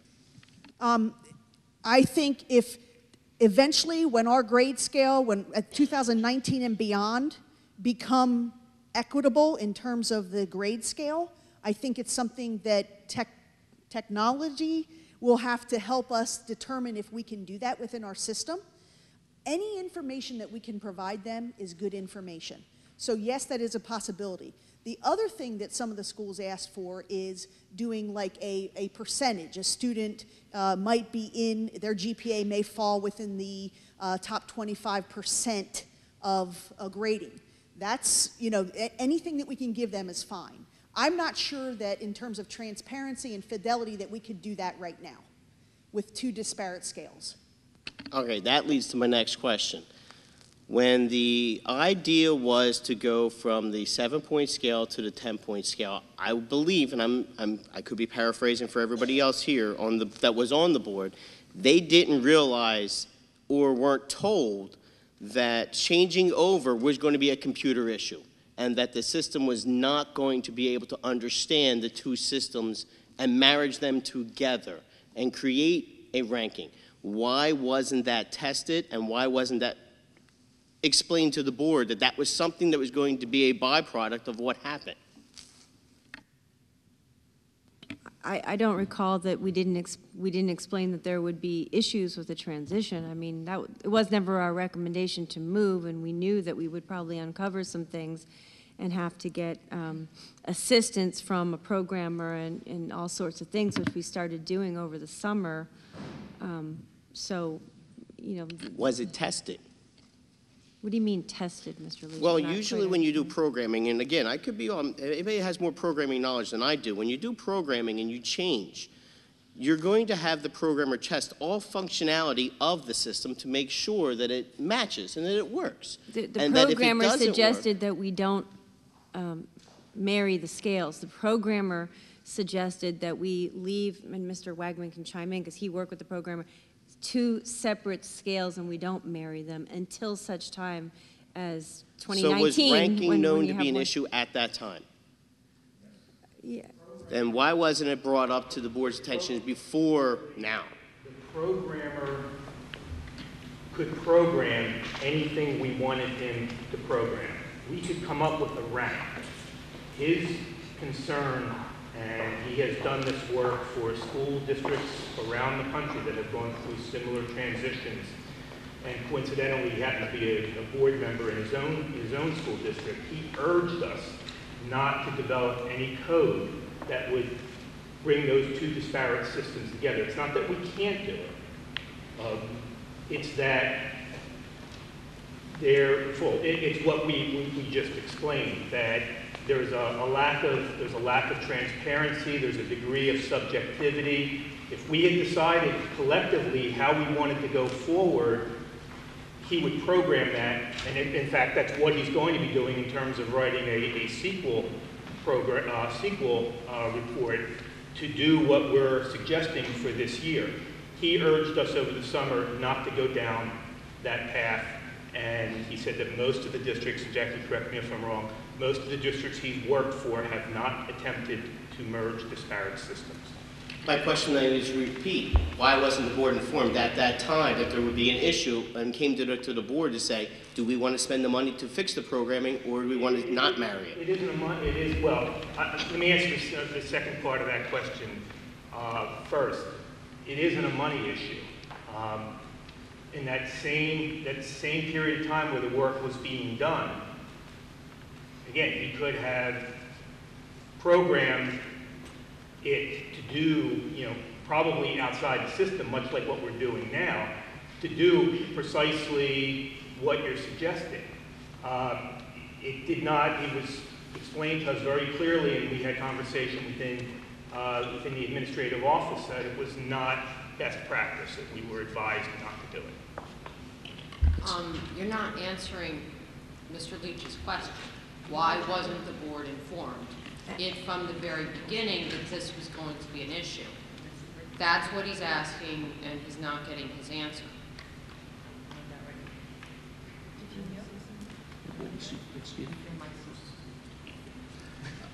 Yes, it is. I do have a few comments before we try and continue this line of questioning. I personally have a very specific memory of what was discussed and what transpired last spring in relation to grading scale change, as well as grading practice change. I already made reference to one conversation, but there were multiple, including the meeting where we approved the new grading scale. I don't know if it really matters at this point why we weren't informed about the problems that have been raised prior to our approval of the new grading scale, but I think that I will state categorically that we were not informed that there was an issue with compatibility between the two scales. In fact, I recall being assured that there was no issue with compatibility between the two scales. So while I understand the problem as you're putting it forward now, I will say equally that I did not understand the problem before we took a vote in June on changing to a 10-point grading scale. So for me, there are two issues that we need to deal with at this time. And I don't like to take a lot of time looking at the past because what's done is done. But I do think that, first of all, we need to figure out what we're going to do this year, and we need to do that right away if we're going to do this sequel statement outside of the system and use that as has been recommended, then that satisfies this year. And it also gives us time to think about and talk about what we're going to do subsequently, because I, for one, am far from comfortable with the recommendations as they are right now for multiple reasons. That doesn't mean that I can't be made to be comfortable with time to fully understand and reflect and comprehend what it is we're asking. But for me, this is a pretty radical change. And I'm not against radical change when it makes sense, but I can see about 100 different permutations in contrast to what's been recommended. Everything from continuing to have salutatorian and valedictorian and the top 10% ranked and then not ranking the rest of the school, or any number of different permutations that find a way to recognize larger blocks of students. And I will also add that you know, the number 4 student might be in tears, but they're probably going to get into a really good school because number 4 is recognized as exceptional or as exceptional as number 3, number 2, and number 1. So I mean, I don't know where that cutoff stops, but then my final point is, looking back at the past, for me, the issue is less why weren't we informed beforehand, because I figure we weren't informed beforehand because it wasn't realized how big a problem we were making for ourselves. But when this came up in the summer, and from the summer until December or so, there was until one student or a couple of students got a grade report that didn't have ranking, this board was completely unaware of the issues that you folks were dealing with. And we need to change our approach. Everybody's doing their best work and working hard, and there is no criticism for that work that you folks have done, and your recommendations may be the best possible thing. But coming in at the tail end of that process and then asking us to agree, that's got to stop. We need to be involved in the beginning when we have problems. If I could just interrupt you and ask Jill and Don and Jackie to go ahead and sit down, because this has nothing to do with you, and I very much appreciate your hard work and efforts, and I'm sure Mr. Rabinowitz isn't speaking to you, he's speaking to me and Mr. Wagman and Dr. Shirk, and so we'll recognize that as our lapse in getting this done, but it certainly should have nothing to do with you, and I don't want you for a minute to think that anything that you've done, you know, that you haven't done, that you've done a great job, so thank you so much. And I actually will agree with you, Shellie. And if I could just I meant no criticism of any of your work at all, just that now we're, I mean, if we do this now, what you're recommending without proper consideration, it's going to be, first of all, a public relations disaster, and secondly, to Al's point, there are reasons to consider why it may or may not be in Pottsgrove students' best interests, and I'm just not there yet. So maybe everybody else is. So then my opinion doesn't matter. But that's where I am right now. And Patty, you wanted to speak. Yes, I just want to say, first of all, I was not for this 10-point grading scale at all. I was here. We knew this was going to be a hurdle we were going to have to really overcome. This was going to change everything, the way our teachers are going to have to teach, the way the transcripts are going to be. I personally didn't think it really mattered. I thought we lowered our achievement by lowering the grading point. I could go on and on and on how I feel about it, okay? And I'm not trying to take away from any of our students, any of our teachers. But I do know going into it, we didn't know how we were going to make this work. And I do specifically remember with the programmer, these two programs were not, no way, ever going to match. They were not going to get, they were not going to be, we were going to have to do two separate ones.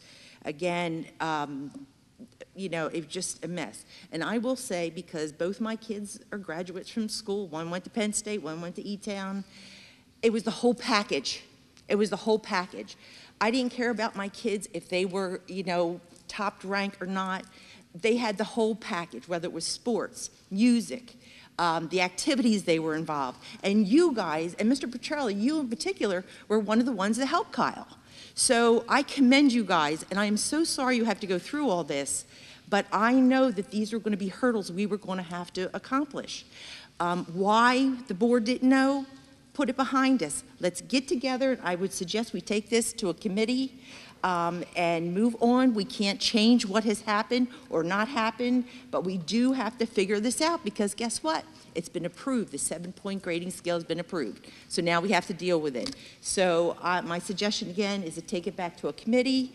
I have all the faith that we're going to work this out, because we're a team here. We're all a team, right? And at the end of the day, it's about our students, and we're all going to come together. So, and I do appreciate all you guys do. I have a quick question for guidance, real quick, I'm sorry.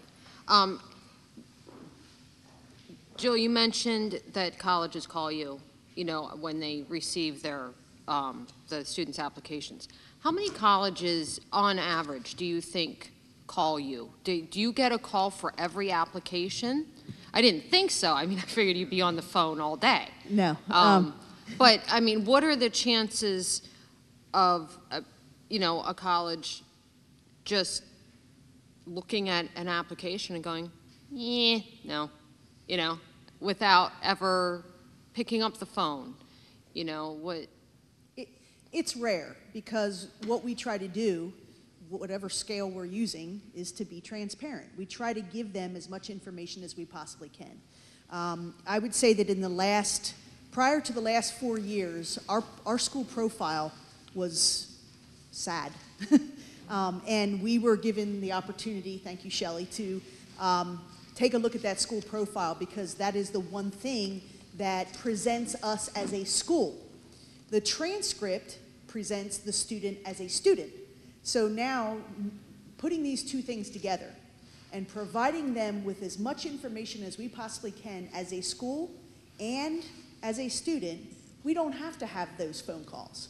But there are, it's the occasion where a school will call us and ask about a particular course that may have been added that year, or ask about a particular grade in a course, or a year that a student had that maybe was not as stellar as another year. And that may have been that year that, you know, his mom was sick, or whatever the case may be.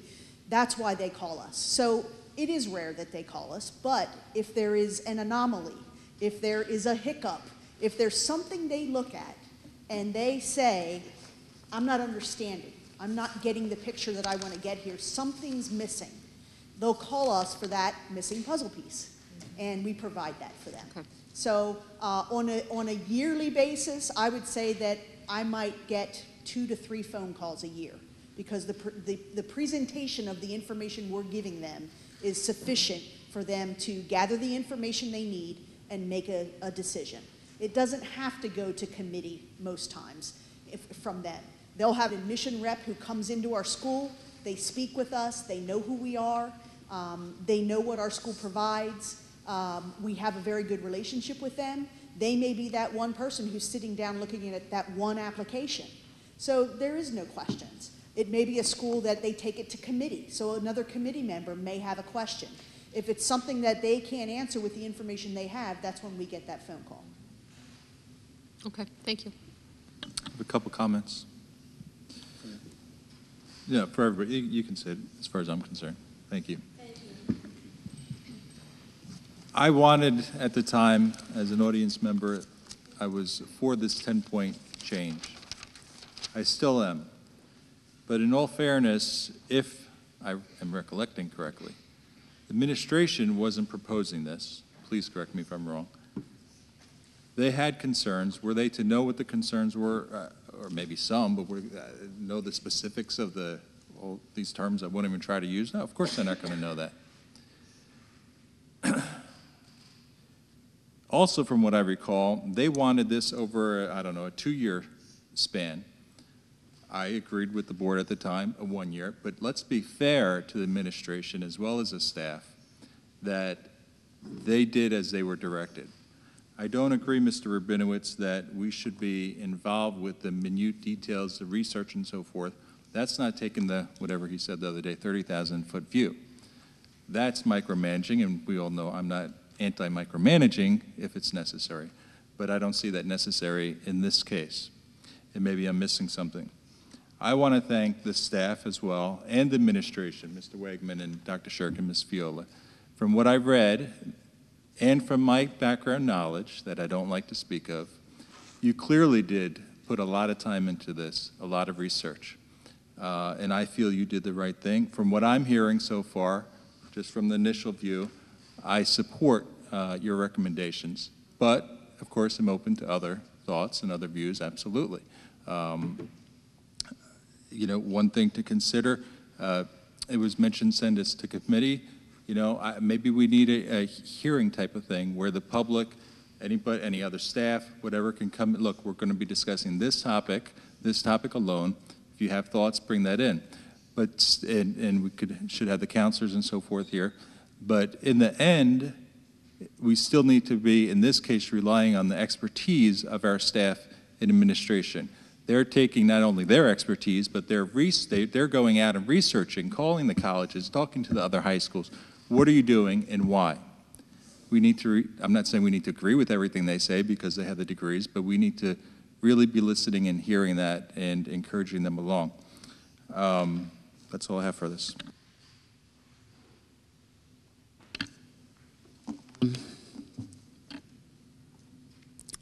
I think that it's not productive to spend too much more time on the subject of the process itself. I don't think I don't believe in micromanaging at all, ever. But what I was suggesting wasn't micromanaging, but working as in a partnership with the board that had driven a change and then wasn't aware of issues until very deep into the school year, or rather than informing them about the issues when they became known. So that's where my issue is. As for the recommendations, well, we'll all get a chance to weigh in as to whether we agree with them or not, but I personally don't think we have enough information to make that decision at this time. I will also point out that the 4.33, I don't know what, remember what you call our conversion of the number grade that the person gets to, the kid gets to the 4.0 scale. But I had serious reservations about that, and those reservations would have been exacerbated greatly if I had known that there was going to be a programming issue associated with that move. I think that all of this would be a whole lot simpler if we were just using number grades instead of converting a number grade to a 4.0 scale or 4.33 scale. And I believe that the issue of retroactivity was dismissed as illegitimate and discounted. And looking back on it now, I think retroactivity on a full-scale conversion would have solved this problem in an instant. So I just think that we do need to spend more time with this, and we need to. But I guess I need to ask Mrs. Feola: do we need the board to make any decisions in relation to what we're doing with this year's senior class? And do we need to make that tonight, or when do we need to make it? I put a slide on the board on the board for your consideration. I think what the board needs to decide is to give us some direction for at least 2016 by the next school board meeting, because the semester grades will be calculating, and we need to make sure that it's calculating the way in which you want it calculated, and so yes, I need some direction by then. And my suggestion would, we have a curriculum, technology, and student affairs meeting next Tuesday evening, and I would suggest that perhaps you discuss it in that committee meeting, and whoever other board members that would like to be a part of it and interested in, attend that meeting, and we can certainly, that's open to the community, so we can certainly advertise that that's the topic or one of the main topics for discussion, and that way you would have more time to hear what you need to hear, and if you need more information, I just need to know what exactly it is that you want before then, so that we can dig that up for you, because we tried to provide everything that we can. I'm certainly going to go back and look at our numbers, because obviously we have that needs to be rectified. So that in my understanding is a no-brainer. We agreed, and it was the 5% and the 10%, and Right. It's just calculated incorrectly due to a misconception, but we'll fix that. Right. But other than that, I would need to know what other information you would need for that meeting. And then we can come back again at the next board meeting and make a decision. Can the appropriate staff be at that curriculum meeting next week? I can ask them to come, because they're here as They'd be volunteers willing. this evening, but yeah, thank you. I think they're vested in this. Really, we thank you for your work and for coming out tonight. I know it's your own personal time, so that means a lot, and I want you to know that we feel that. I feel that way, okay?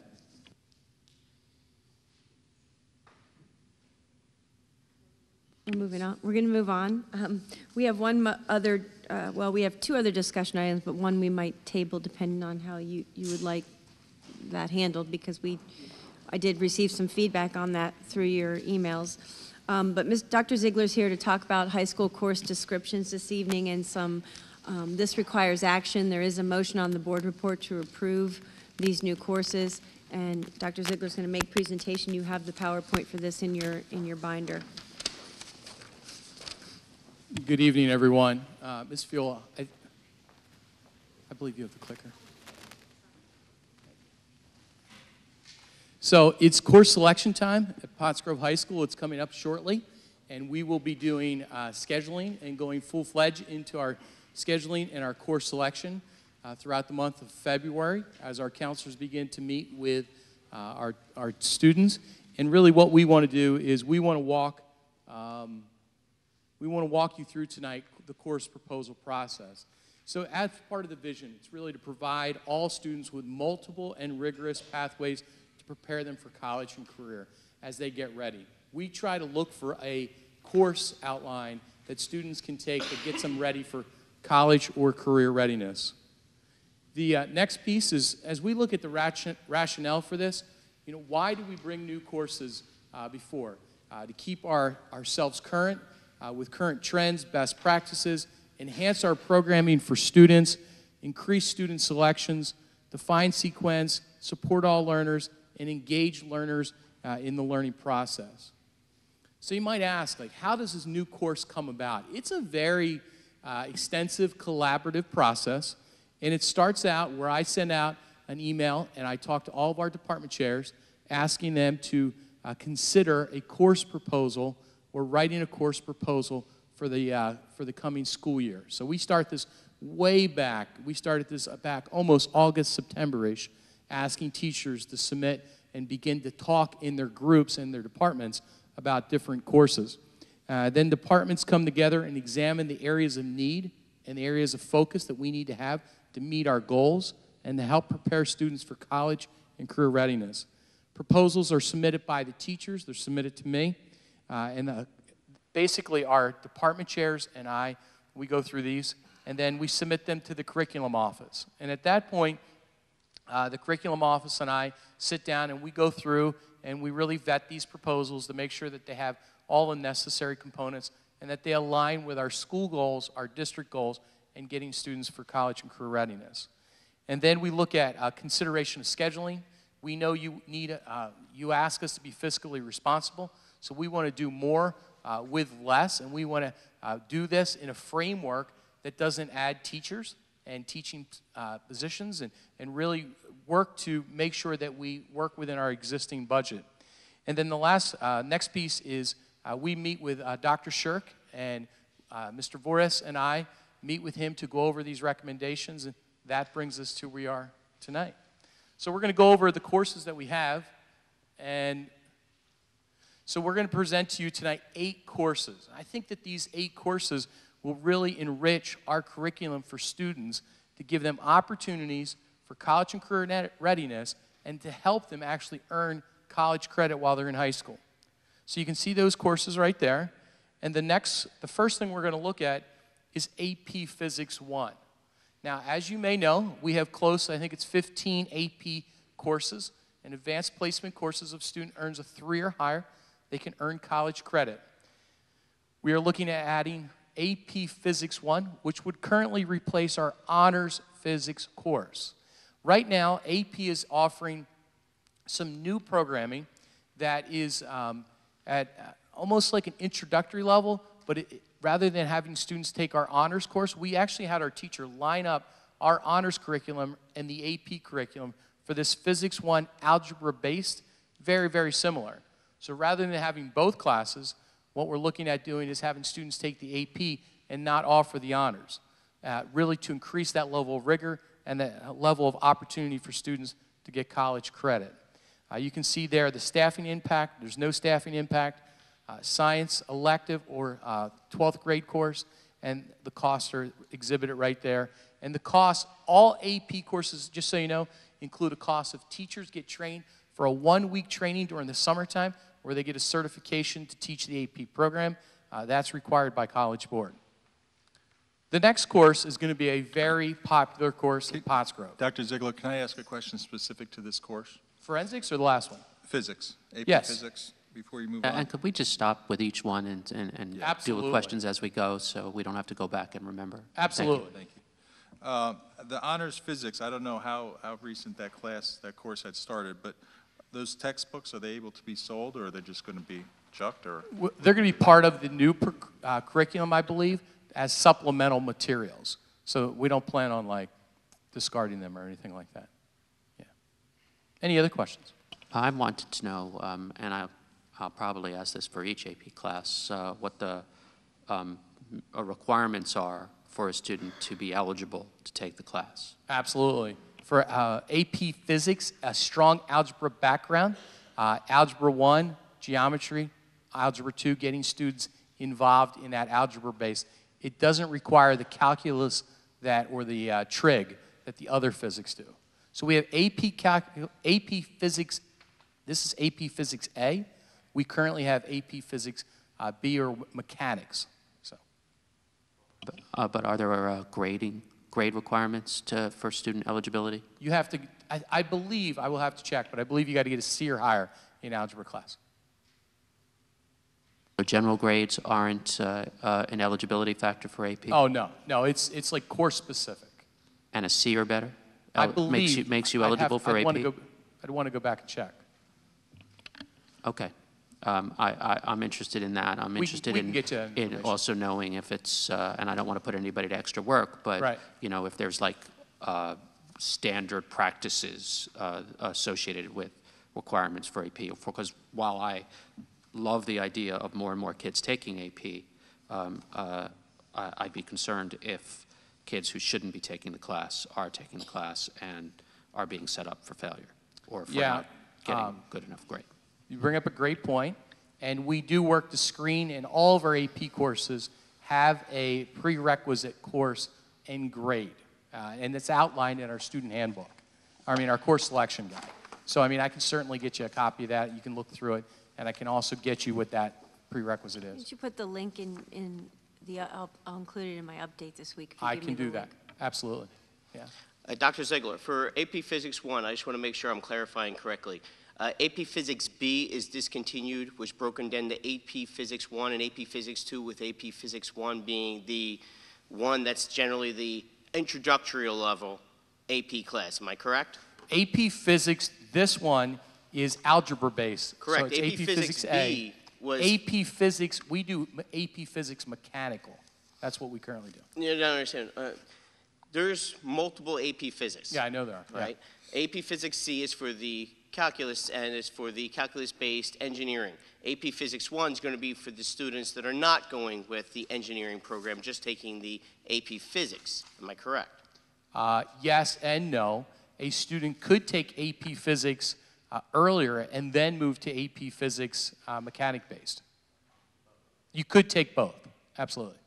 One's algebra-based, one's mechanical-based. And Rick, just for answering your question, in general, it's always been an 85 or above in an AP course or an honors level course, and a 93 and above in an academic course. Then they made it lowered it to a 90. Any other questions? Let's look at forensic science. Currently, we have a teacher that has a master's in forensic science from Philadelphia University, and we believe that this is a course that students are really going to grasp onto. The rationale behind this is STEM enhancement, critical analysis, and then the benefit to the student is an application, taking what they learn in math and science and applying it to real life. The other thing is Montgomery County Community College has agreed to partner with us and do dual enrollment and accept dual enrollment credits for this course. Since our teacher has a master's in the area of concentration, forensic science would become next year a dual enrollment course. You can see the staffing impacts. There's no staffing impact. The progression is it's a science elective, grades 10 through 12, and the prices are outlined right there. All right, I have a question in regards to this one. Now, this one I expect it's going to be a very large wanted class. You have listed 30 textbooks. Are we breaking that into one class as 30 students, or are we breaking that into two class offerings? We are currently looking at a possibility of one class, seeing how enrollment goes, and then see if we have enough teacher availability, because we can only have this one teacher teach it. We can't have like other bio teachers because of the dual enrollment component. And are you saying that we're going to offer that to up to 30 students for that particular class? There is a possibility of that, yes. That's an awful lot of students for a brand new class, especially a dual enrollment. That concerns me because we need to make sure that these students are getting, if it is a dual enrollment, that they're getting the absolute most out of it that they can. Yeah. Put 30 students into a classroom with brand new curriculum, that could be a little difficult. Yeah, I can say we rarely have, I don't think we have any classes this year. I'd want to look, but we really try to keep our class sizes around 25. Well, my son's AP history class last year had 28 kids in it. My daughter's geometry class this year has 26. So to me, that's pushing it quite a bit, especially a geometry class as far as I'm concerned. Yeah. Because it's an academic geometry class. These kids aren't stellar in math. I mean, I'm the first one to admit she gets that from me. You know, that when it gets above 25, I'm concerned because we need to make sure that the kids are getting the best that we can possibly offer. One teacher with 30 kids, that's a lot.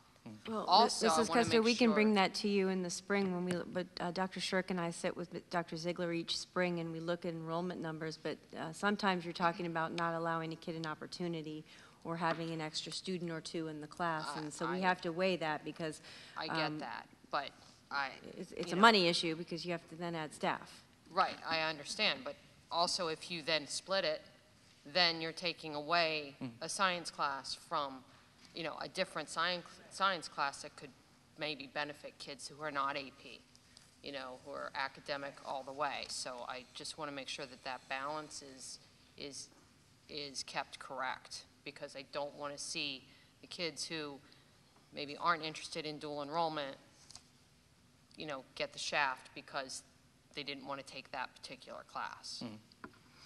Here's my concern, and it goes back with just the exact same thing. When it comes to these classes, all right, some of these classes I may approve, some of these I may not. So I need to almost go one by one, right? For this particular class, I absolutely think it's fantastic. I'd love to have it, right? But I can't approve it at 30 students. So if my choice is only approve or don't approve and then wait, I'm kind of stuck here.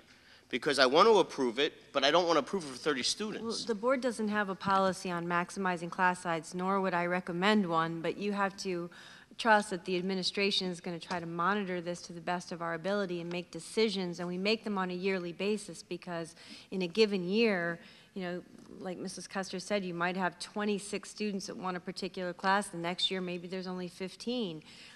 Do you want us to cut students out? We put 30 in as a max. You know, so we always order more books than, you know, enough for the maximum, so 30. And then we go from there. But like Dr. Ziegler said, we rarely have 30 students in a class. If we do, we feel like the teacher can handle that. And if we can split a section, we will.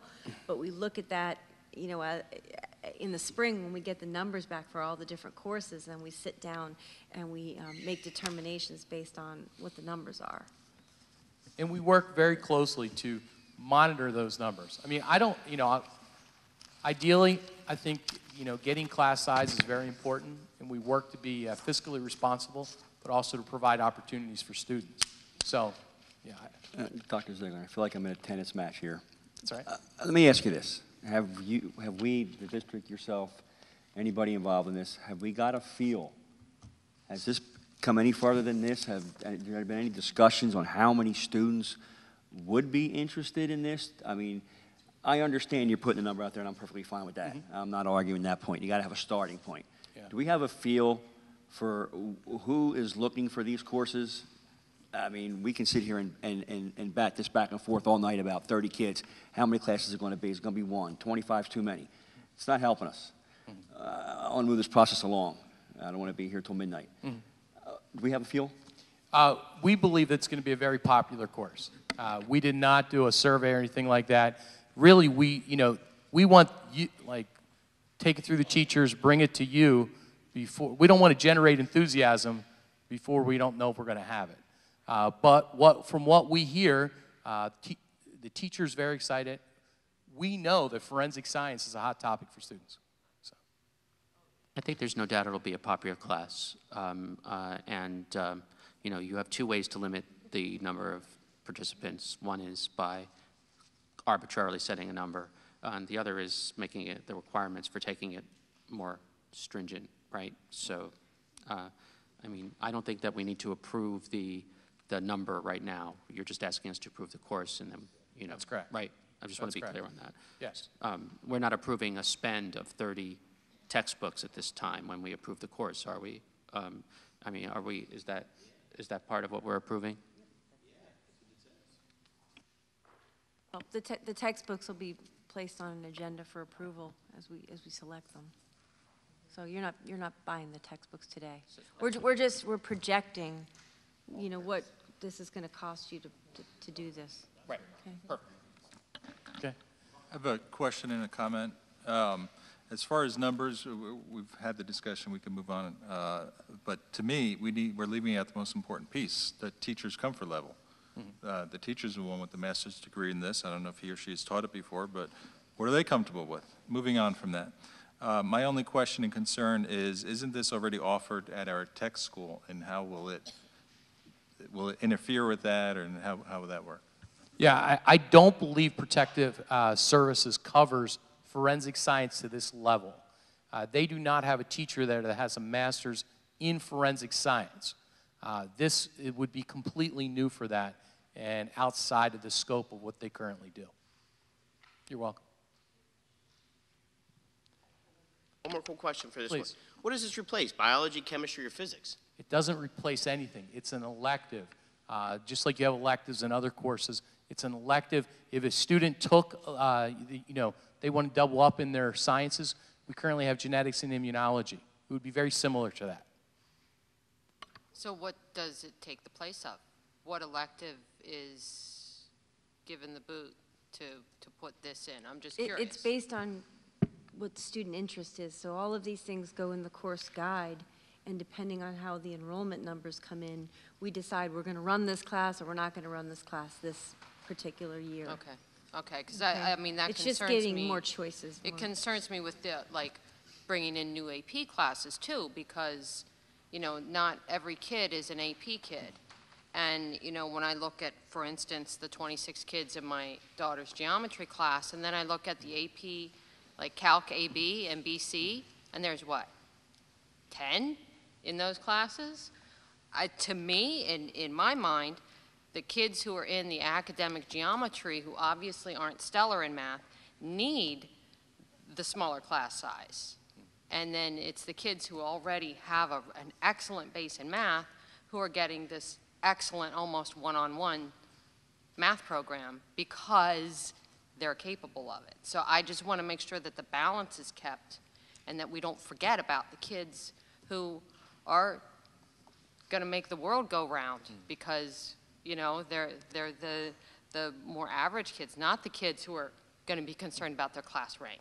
Not, you know, they're the kids that are, you know, they're just the regular kids, and maybe they struggle a bit in certain areas, but we have to make sure that they're not forgotten about. All right, we move to the next one. AP Computer Science Principles. This is a new course that College Board is introducing in 2016-17. This would be in addition to our Computer Science Programming course.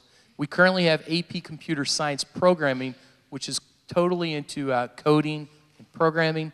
This is into Computer Science Principles, and it's a much more of an introductory level. And you can see it provides opportunities for STEM, college and career readiness. Again, students can earn that college credit if they score 3 or higher.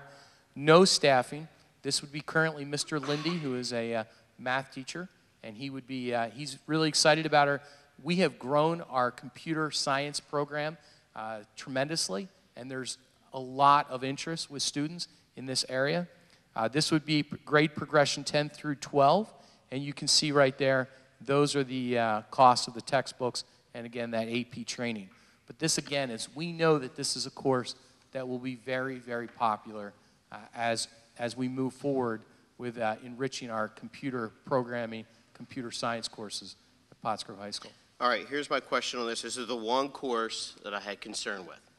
This particular course is brand spanking new to College Board starting next year. That's correct. Colleges haven't even approved whether they'll give AP credit for this. Most of our students would expect if they're taking an AP course, they're looking at hopefully getting AP credit, right? Why are we jumping the gun here on offering it the first year rather than waiting 1 year, seeing it go through the process, seeing what colleges are going to accept it, and then offering it? We haven't heard that any colleges would not be accepting it, and we believe that this is gives a much more robust programming of our computer science program. It actually allows students to, this allows students to get into computer science courses who don't want to go into the programming side. It's more of an introductory computer science level course, AP level for students. And everything that we hear and see and read through College Board says that this is going to be no different than any other AP course. One last question is how many offerings? We're looking at one currently. It depends on enrollment, really. Okay. You know, so we won't know until the numbers come in. And that's my issue right there, is we have 15 AP classes. We offer each one almost at one time. And then what we have is, and we have this in other classes, is conflicts. We have so many conflicts and AP classes that are only offered at the exact same time as other AP classes. So what we have is, and unfortunately our guidance is already gone, when class rigor becomes one of the main factors in selecting a student, they're going to look and sit there and say, how many AP classes do you have? Well, we have now 17 or 18 here, and how many were you able to take? Well, it's not because I didn't want to take them. I couldn't take them. They weren't offered. For example, my son, who wanted to take AP Computer Science BA, couldn't take it because it was offered only at the exact same time. So we're actually paying $1,200 for him to take it online, right? That's where I have an issue. We keep offering, and I want to offer more classes, but I want to be able to offer more classes at more times then. And that, of course, is a budget problem. Because obviously, only a budget problem. It's just a you got a scheduling teacher, problem. you know, Sometimes you scheduling just can't do problem, it. budget problem, and everything like that. And so there's my dilemma: is I want to offer these more classes and APs and everything like that, but I also want to be able to allow the students to have the opportunity to even take the classes. Well, one question, comment along those lines is, you know, as you introduce a new class, your incoming high school students have greater opportunity to take that new class over a 4-year, or if it's not offered in 9th grade, then over a 3-year high school career, as opposed to a senior who has this just one shot, or an incoming senior who has this one shot to take the class, and if they don't get in, then they're not going to be able to take it. So my question to you is, don't you think that, that over time, the problem is alleviated by the fact that the courses become mature and the students have multiple years to be able to take it? Or do you see the conflicts as being repeating every year? The conflict is alleviated a little bit when you move it from what we currently had last year of 11th and 12th generally took AP. We bumped it down to 10th grade. That allows more. We have 9th graders taking AP? Just a few. Okay, well, I'm going to expect them to be the most advanced students we have, right? Because AP classes are generally for 10 to 12-year-old, 12th grade students, right? That definitely does alleviate it. The only issue you have is you still have to fill your requirements of whatever courses, whatever English you have to fill, whatever math you have to fill, and these still have to fit in. So you still, for college, you still have to take biology, you still have to take chemistry, you still have to take physics. Now, where are you fitting forensic science in? I don't know. Where are you fitting these other AP classes? I don't know.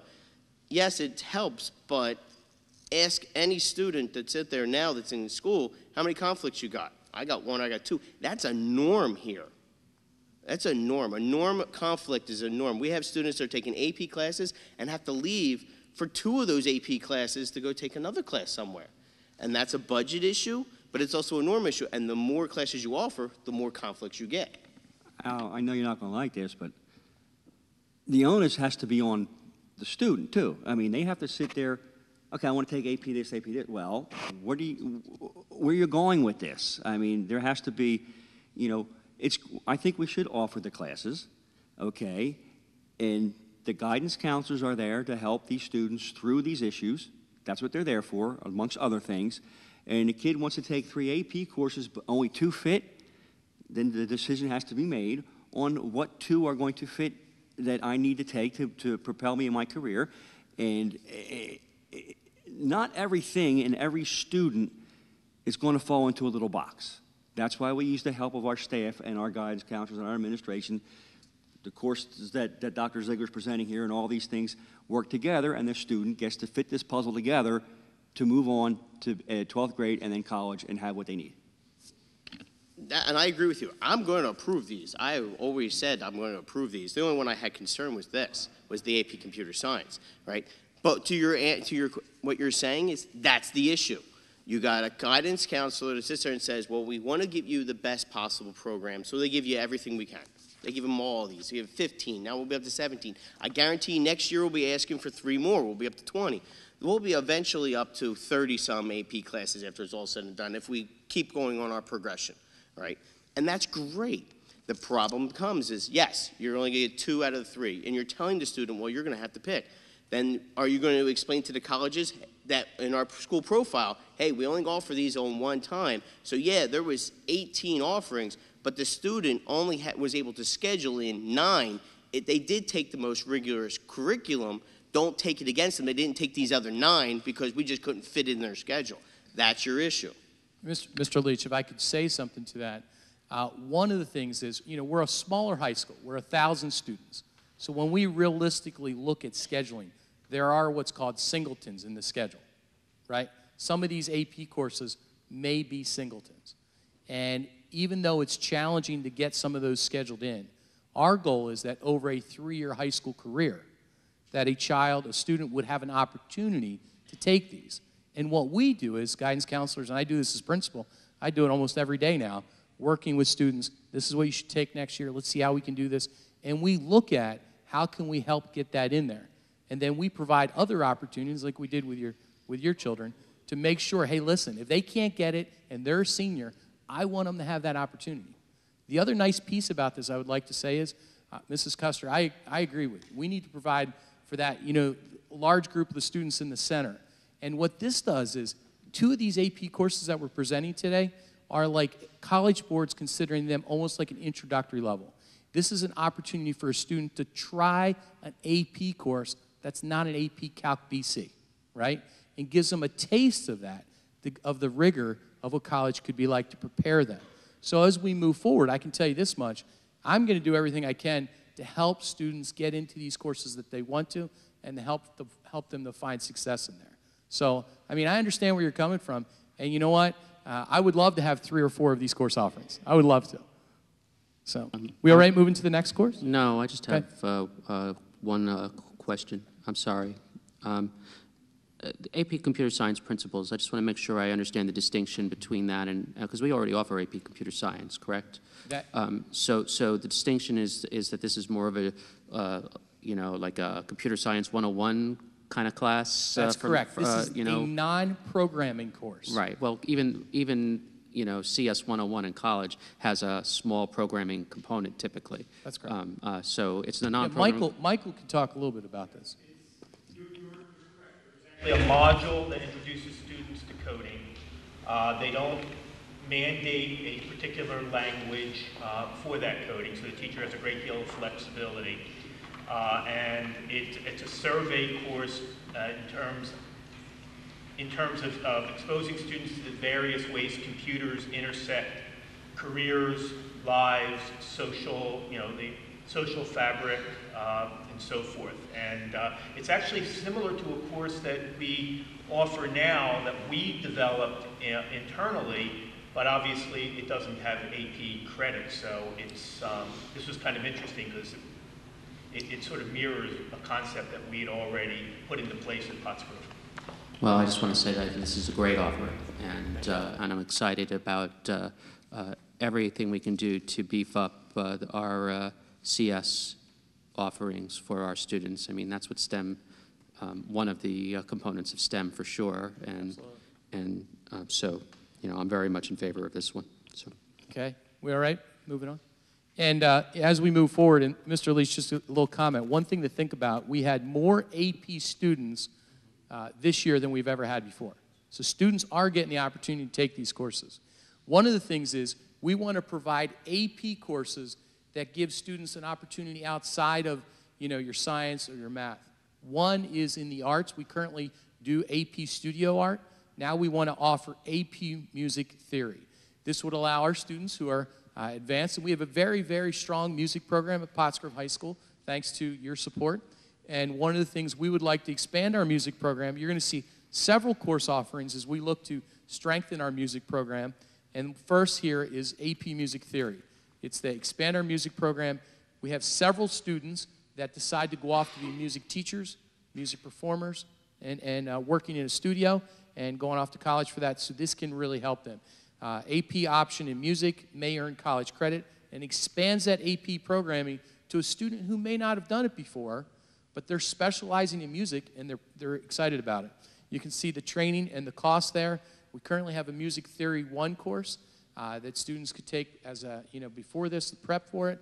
And Mr. Holliday, our band teacher, would be our teacher around this area and is very excited to jump into this area. So this progresses from Music Theory 1? That was my big question. I looked at the catalog and I saw that we're already offering Music Theory. So this would be an extension to that, yes, an enrichment of that. Next level. Next level. Next level, yes. Okay, not more of the same. Oh, absolutely not. This is a highly rigorous course. Talks about tuning your ear, where they don't get into that quite as much in our music theory course that we have. And there's audio tapes you have to submit, audio recordings you have to submit, and it's much, much more rigorous. Yes. Any other questions on this one? Okay, Falcon Singers. Falcon Singers, Miss Hendler, you're going to see brought, who's our new choral teacher. She brought several, which we were very excited to see. And we worked with our music department district-wide to make sure that we can provide these opportunities without increasing staffing. As we know, that's important to everyone as we remain fiscally responsible. Falcon Singers is a preparation for concert choir, and this is generally for students in electives, music elective in grades 9 and 10, and it would be a prerequisite for concert choir. One of the issues we have is the concert choir is getting so large, it's hard for her, difficult, to pay a closer attention to a smaller group. This would allow that to take place. Any questions on this? Okay, next piece, Grove's Choir. Grove's Choir is expanding the music program, really focusing on music diversity. They're going to be looking at the diversity of music through our ethnic cultures in America, and they're going to be putting a focus on the different diversities of music. And you can see no staff needed. Miss Hendler would teach this choir, and it's just an additional choir elective, again, fully staffed within our high school. Any questions on this? The next piece is trying to engage students that may not be in the musical area, but also enriching students that are. The history of rock and roll would be an elective that expands our music program, interest in the course. And here's something that we're very excited about. Our teacher would actually create the textbook at no cost to the district using the iBook author program. Any questions on this one? Yes. First, let me say that I would enjoy teaching the class. Great class. And feel that I'm possibly qualified to teach the class, but that... You're going to do the movie class. That aside, when I read the introduction about, that we're adding these classes to, get our students college ready, essentially, I wonder to myself whether this class fits that. And as much as I love the idea of exciting the kids with the history of rock and roll, this is the one that just made me wonder if we really need it. So can you tell me why we need the history of rock and roll to make me feel better? I can. One thing is as we try to target all students, not just the higher level students, and making sure that all students have an opportunity to take an elective that would engage them musically. This provides all students an opportunity to get into a half-credit elective in an area that they might enjoy. A good portion of our students love rock and roll, and I think there's a good portion of our students that would connect with this type of course. Questions? Okay, great. Favorite rock and roll group, Mr. Rabinowitz? No. Who? Never mind. Okay. That's right. Okay, we're going to look at history of musical theater. This is something that, with a rich musical program at Pottsgrove High School, very excited about expanding our program and materials. Again, here, our teacher is going to create the textbook through iBook Author. No cost to the district. And so we're excited. The only cost here is the music for $75. Any questions on this course? I'm not going to ask it again, but I had the same reaction to this one as well. I got to tell you this is a course that I can see students really jumping in on. Theater is big at Pottsgrove. It's big globally with students, and getting students engaged in what good theater looks like in the history of theater, I think is something that students will grasp onto. But here's the other thing I want you to understand. This does not mean we're running this course. If we get 4 students to enroll, we're not going to be able to run that course. So it's really by student request and student popularity that we run this. Comment. Yes, please. Like Rick, this was another one that I kind of grimaced at. Part of my concern and why I'll be personally voting no to a couple of these is I know there's not a cost issue and so forth, and I agree, the more things we could offer, the better, but if we're offering something, if a student can pick between this, and this, in some cases, I'd rather they kind of have to limit their choices. I'd rather see them in this or this, if that makes sense. I'm just so you know where I'm at. Okay, thank you. One general question, and this is probably for Dave. The budget for next year's preliminary budget includes the entire cost of all of these? They weren't specifically addressed, but there is funding in the curriculum department to address these. I just want to add one comment. I'm looking at some of these new courses. Of course, I love the music ones you're adding, but I love that you're just looking out for all the students for their future, because the one thing that I love about Pottsgrove is we want every child at any level, no matter whether it is AP, music, to feel successful at whatever level, because that's going to help them for their future. So I thank you for looking at this, and arts and music is so important to the future. So thank you for that. Thank you. You're welcome. And I thank everybody for their good questions. The night, of course, runs long, but these are important considerations. So I thank everybody, and I thank you for putting up with us. You're welcome. Thank you, everybody. Have a good night. Thank you. Okay, well then we're going to move on to action items in this evening. We're starting with personnel. I recommend that you approve the professional staff items as submitted. So moved. Second. That was Rick. Yes. Okay, so I'm just still getting used to this. Give me 1 second before we vote. Trying to figure out where we're. So you're on, we're here, right? Between Professional staff. We went on to action items, Bill, and then we started with personnel, and I made the motion, or I recommended that you approve the professional staff I item. get confused because then we have this separate paper that says. That's just a document that kind of helps explain some of the discussion items, action items, are for your information. So it kind of, and when I lay that out, just for future reference, if there's an action item or a discussion item that I really think you need some background in, I do it in chronological order, the same order that we're putting in the board. So if you lay it next to each other and kind of go through it, you'll see the parallels, I think. Okay. Yeah, and then I had a brain gap and didn't start saying what I'm supposed to say, which is we have a motion and a second. Are there any comments or questions? Question. On the resignation, was there an exit interview done? I know it's standard. I was, offered to come in for an exit interview myself. I almost took you up on it, but was that taken upon? Do we have any information on this? Yes. Any other questions? Just to follow up to that, if we could be provided with exit interview data, maybe we discuss it another time, that's fine, but. Well, I did send you that report of a conglomeration of all the exit interviews that had come to date. Is that what you're referring to? I gave the whole board.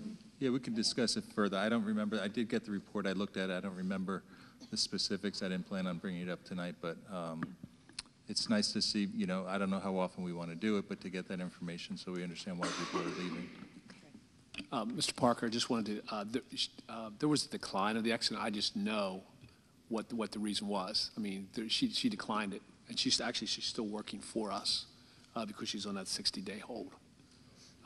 But she declined that. So technically, I know the personal circumstances to the case, but normally it would be she declined the interview. Yep, sure. Any other questions? All in favor? Aye. Opposed? Motion carries 8-0. I recommend that you approve the support staff items as submitted. So moved. Wait, who moved it, Al? Al, you moved it. I seconded it. Okay. Motion and a second. Any questions? All in favor? Aye. I'm going to abstain from B1. The student teacher assignment? Support staff. Oh. Yeah, I'm looking. Where is it? Patty, is that because you have to or because you want to? My daughter. So you have to. I have to, yes. So the motion probably will be restated. Thank you, Kyle. All right. So why don't we do support staff for all items except B1? Let's have a motion for that. Make a motion. So moved. So moved. Second. All in favor? Aye. Opposed? All right, now let's have a separate motion for B1. So moved. Second. All in favor? Abstain. Aye. So it's 7-0 with 1 abstention. Good. Can I just make a comment? Under the resignations, it's Todd Kelly as Senior Class Play Advisor, and I just want to say that he has done an amazing job, and it is sad, very sad that he will no longer be the advisor. He's an amazing man. No doubt. Okay, moving on to student-teacher assignments. I recommend that you approve the student-teacher assignment as submitted. Second. Have a motion and a second. All in favor? Opposed? Motion carries 8-0. I recommend that you approve the supplemental special payments as submitted.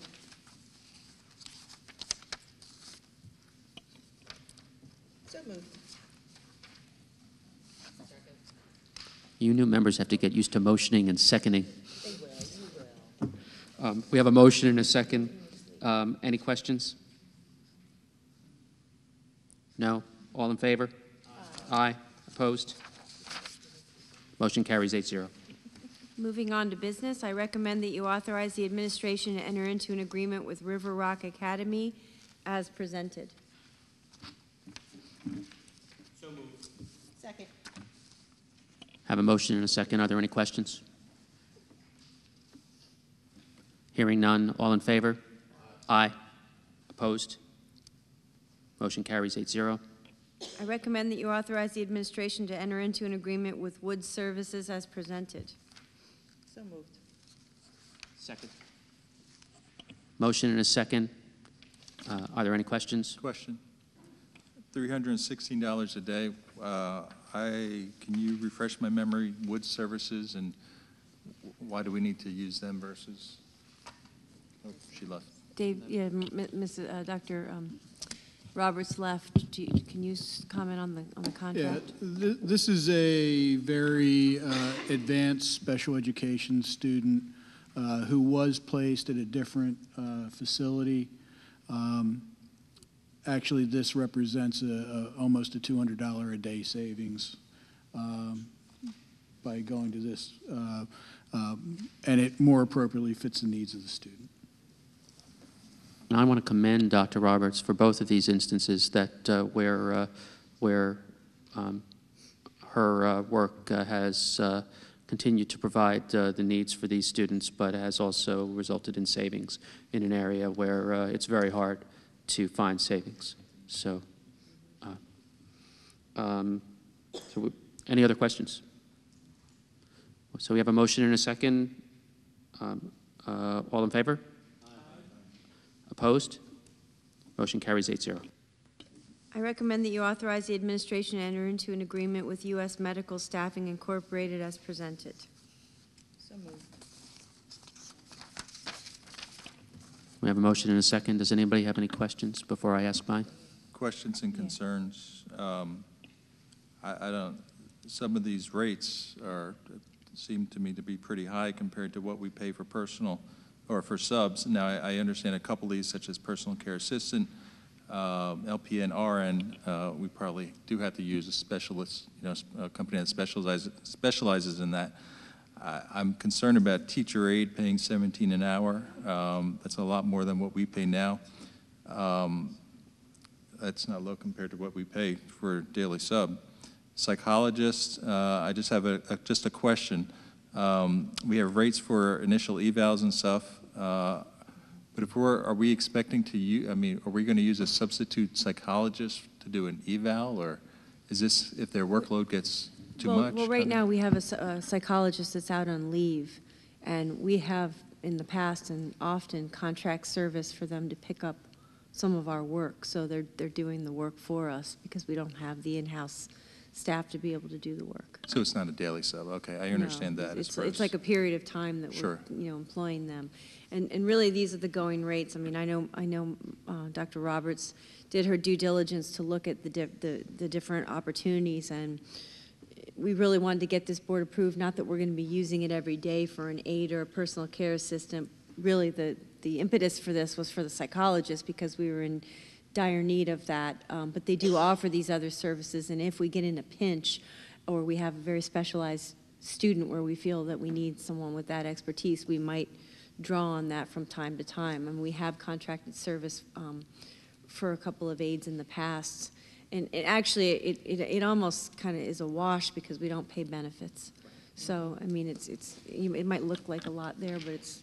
But for a daily sub, we don't pay benefits anyway. No, so. we can't have a daily sub, though, filling in the capacity. We wouldn't employ a daily sub, for a... We would be using this if it were a particular case. We don't have enough staff. Like I'll give you an example. When we opened the emotional support class, instead of hiring some people, we decided to contract service for the aides. It was actually a savings for us, but we also felt that they came a little bit better equipped for that particular classroom at the time. So we used a service. That would be that would be when we would do it. It's That makes not sense. Something we're using all the time. That makes sense to me. Can we put a stipulation in or something as far as teacher aide and special ed teacher, that's a last resort, that we're first looking at our regular, how you do it Sure. currently? Yeah. So we're not spending so much. I mean, I think that's the understanding anyway in our mind. But. As Ms. Feola indicated, right now our pressure point is in the psychological services, and occasionally we have needs for nursing support. These are all services they offered, so that's all included in their contract, but it would take an exceptional demand to need to use those things. And I was going to just add that this is a business that I understand very well, being in the recruiting field myself, and they have to pay more than we pay just to cover their expenses. Sometimes they offer benefits to their own employees, for example, so that has to get factored in, even though we don't offer it to ours. And even just carrying the payroll is a cost, so there has to be a markup. It's very possible that the actual workers don't make any more or may even make less than our own internal people, especially at the lower cost points, maybe not as much in the higher ones. So I think I'm generally okay with this. The teacher aide one did sort of stick out at me as well, but you've answered that adequately for me. Did we actually have a motion before? We had a motion and a second. So we had a motion and a second. Are there any other questions? All in favor? Aye. Opposed? Okay. We're recommending that you authorize the administration to enter into a demand response agreement with, how do you say, Enernoc as presented. Okay. So moved. We have a motion and a second. I'd like to ask, could you explain what this is for the public? Go ahead, Dave. Yes, we've been participating in this program for a number of years, and it's an agreement that we make that at high demand times of the year that we will make an attempt to curtail our electrical consumption, take ourselves as far off the grid as we can to free up more for the community to use. It works out very well for school districts because the high demand times are typically in July and August, when we're not in need of a lot of air conditioning, and if the administration gets hot for a couple hours in the middle of the afternoon, or we have to work without lights, so be it. So it works out well, and by agreeing to participate in the program and to go through the test protocol and whatnot, even if there's not a call for curtailment, we get a discount rebate on our utility bills each year. All right, I do have one question with that. Is there a penalty if we use the electric? No, we would just lose some of our rebate. And then last would be, is there any issue then when we're doing the construction during the summer? No, not really. I mean, first off, in the summer, if it curtails, it's usually mid to late afternoon. Our contractors are usually done at 2:30, 3 o'clock. But their utilization of utilities is running drills and things like that. It's not necessarily the HVAC, which is the big driver. Now, it is possible that we might be called on to do something in the middle of winter. Let's say we have a tremendously cold snap and the demand on heat pumps in the area or something is very high. So we could be called on to do a curtailment at that point in time. We would do what we could within the boundaries of keeping it comfortable for the kids. We would not put our kids in an uncomfortable situation to garner the rebate. So we have a motion and a second. Are there any other questions? All in favor? Aye. Opposed? Motion carries 8-0. The next item is pertaining to that resolution that Mr. Bierman passed out. So this is a recommendation to adopt the resolution authoring the issuance of our 2016 and 2016A bonds as presented. So moved. Motion and a second. Any questions? All in favor? Aye. Opposed? Motion carries 8-0.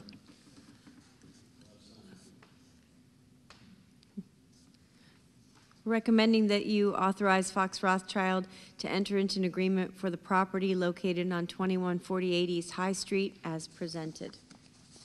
I do have questions. Oh, let's wait till you do. I'll make the motion. I pressed my button first. Motion and a second. Any questions, Al? Yeah, and this one here, I'm confused. Is this like a lawsuit that's been going on? We're going from 1.45 to 1.9 to 1.2. Did you read your packet, Al? I mean, we're going back and forth here. It's in the packet.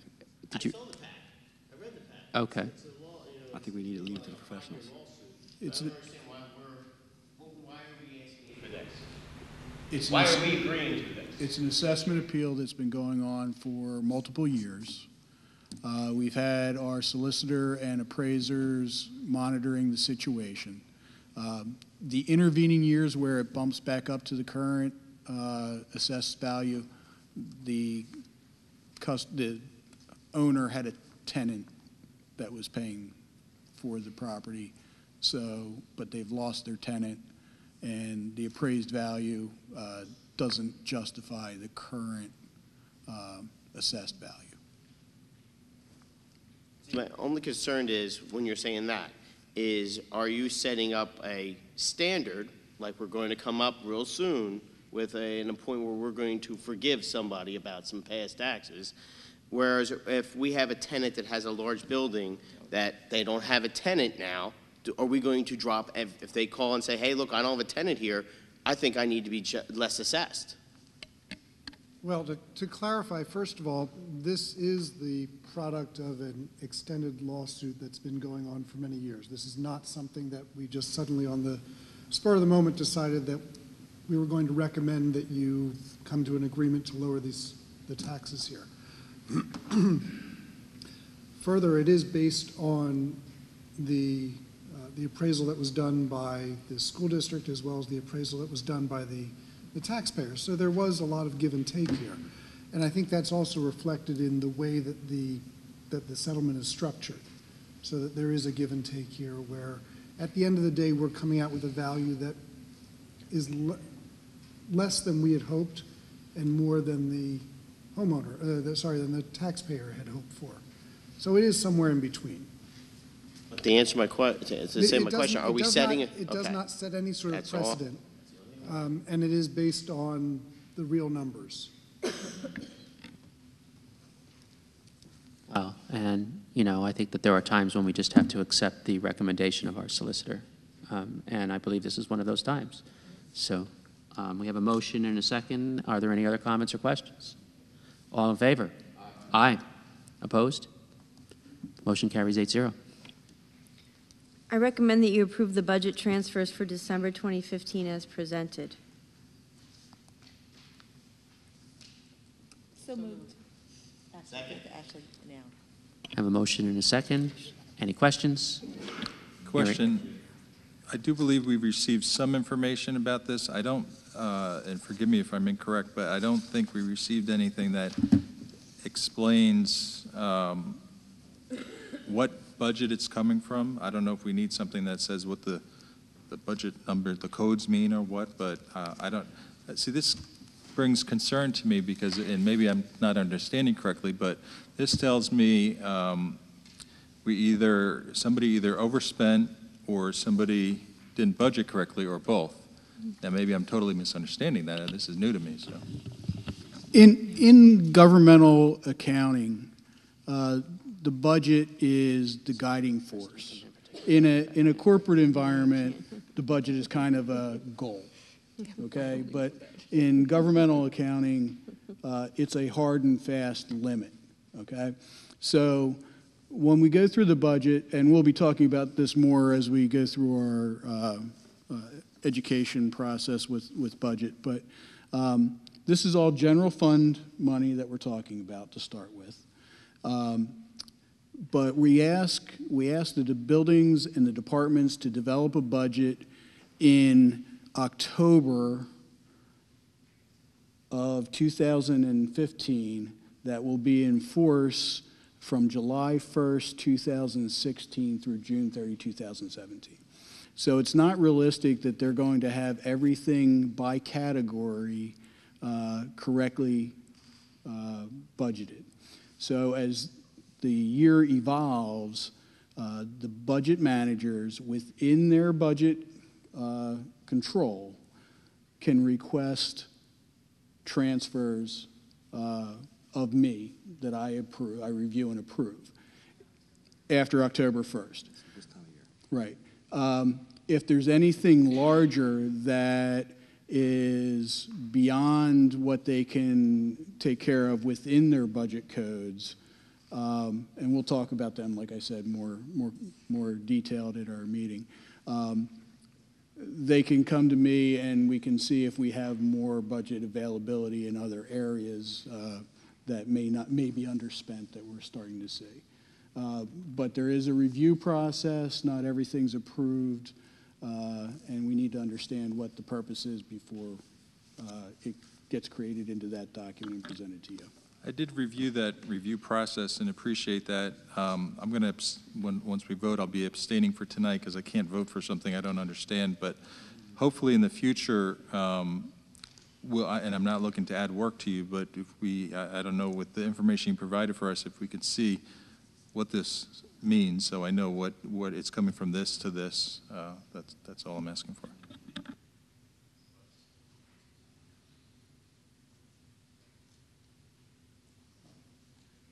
Bill, I'm sorry, I missed that because I was talking to Rick. I don't remember. I'm so tired. You're going to abstain, you said, for I'll right abstain now? tonight because I don't understand it. And to John's point, I don't believe it's micromanaging. If I'm being asked to vote on something, I'm going to understand what I'm voting for. Otherwise, I'm going to abstain. And we are going to go over that at the budget. I appreciate at the budget workshop. Thank you. Okay. We have a motion and a second. Are there any other questions?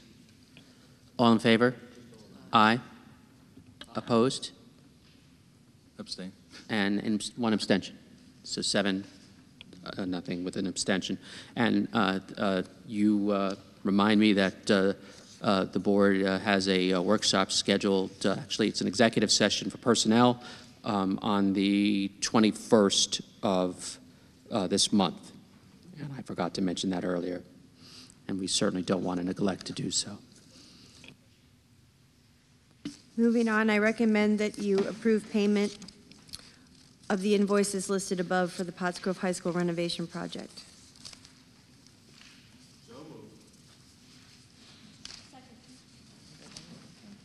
We have a motion and a second. Are there any questions? Hearing none. All in favor? Aye. Opposed? Motion carries 8-0.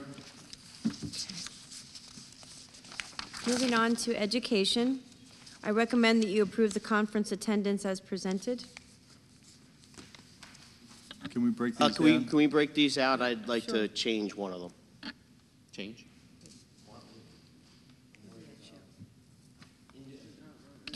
Which one do you want to pull out? There was a note in your packet. You were probably out, Al, with, yeah. Okay, got you. Okay.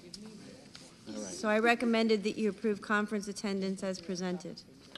Can we break the three out, please? You still want to break them up? Yeah. Okay.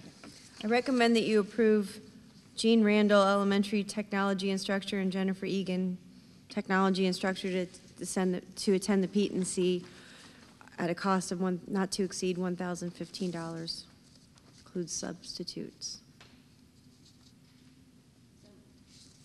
Motion and a second. Any comments, questions? I'll be voting no. I would be fine with sending one person and having that person come back. Again, as I spoke of last month, have a process in place where they're sharing it with the rest of the department.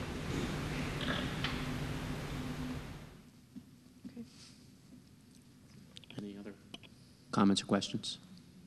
All in favor? Aye. Opposed? No. Motion carries 7-1. This is for A.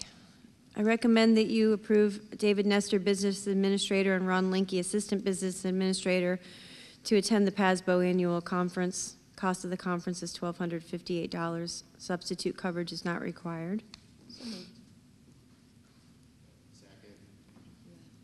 Motion and a second. Any questions or comments?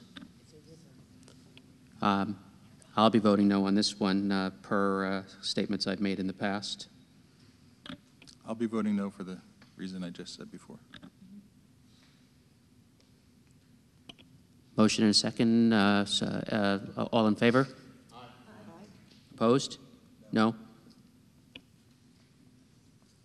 Motion carries 6-2. 6-2. And then last. I recommend that you approve item C, Stephen Seiler, Assistant Principal, to attend the SAP certification training, cost of $375. So moved. Motion and a second. Any questions or comments? All in favor? Aye. Opposed? Motion carries 8-0. Okay. I recommend that you approve the mentors as presented. So moved. Second. Motion and a second. Any questions or comments? All in favor? Aye. Opposed? Motion carries 8-0. I recommend that you approve the overnight trips as presented. Did you say so moved? No, he didn't say. He grumbled. Oh, you grumbled, okay. I'm sorry. Ashley? Okay. Ashley and Al. Well, Bill asked if we could split it apart. Can we? Can I do that at this point? Okay, so this is just a recommendation for letter A, the trips to Wallops Island at a cost of $350 per student. Who's, well. It's always borne by the student, the cost. Is that what your question? Right. So do I have a motion for that? Well, And a second? Yes. Motion and a second. Any questions or comments about this one? Question, what is this for, and is it something that's done annually? it is done annually, and it's in association with a science class. Okay. I'm sorry, the kids love this. This is a Perfect. great science trip for them. It really is. Any other questions or comments? All in favor? Aye. Opposed? Motion carries 8-0. I recommend that you approve the Italy trip as presented. Motion and a second. Any questions or comments before I ask mine? I'm leaning towards no, as the procedure, from what I understand, was not followed. But my question is, were the students told, when they had this meeting we discussed last time, that it was board approved, or were they told that this discussion, this meeting, this whatever, is pending board approval?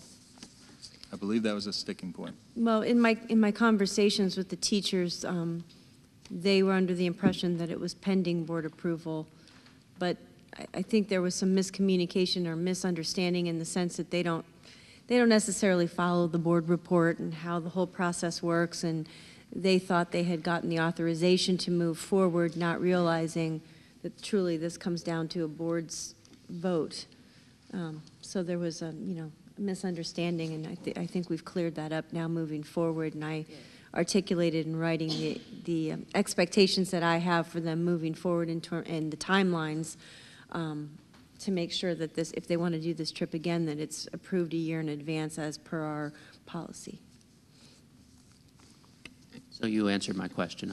Really, my question was to you, Ms. Feola, just because I know you were part of the reason this didn't come up at the last meeting, to the extent that you felt that the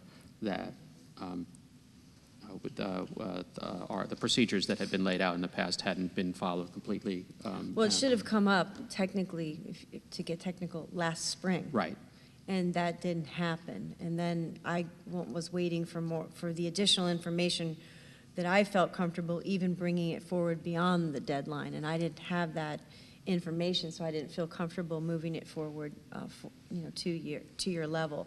But I've since worked with the teachers. I feel comfortable that they've done their due diligence to organize the trip, and that it's going to run properly, but they understand from my perspective that they need to follow certain timelines, and they're agreeable to that, and they've been very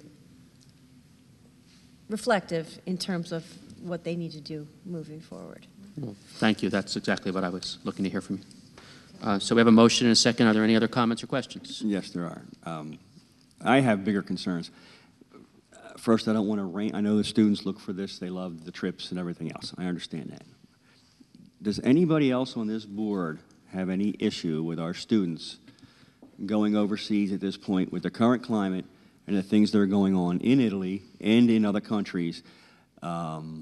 I have friends in a lot of these countries, and I communicate with them on a regular basis. I have concerns of our students going to a foreign country overseas at this point, or South America, or wherever, at this point. I have reservations.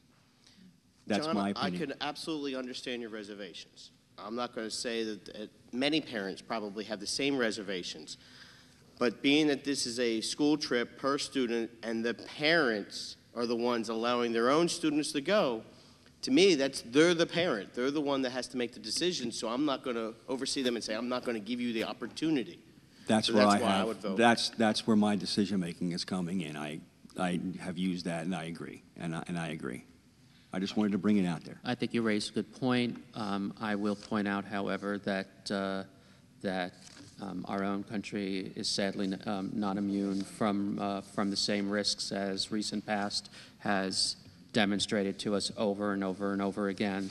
And I personally wake up every day worried for my own spouse who goes to a high school every day, and it's just the sad reality of our world. And so my personal opinion, if it was my child, I would still send them. That would be my call, because I feel as if the risks of life are everywhere, sadly. But I think you raise a good point, and I think some parents may opt out of the trip for the very reason that you're bringing up, John. I agree, Rick. I will be voting no, because we have procedures in place for a reason. They weren't followed. I think this is a significant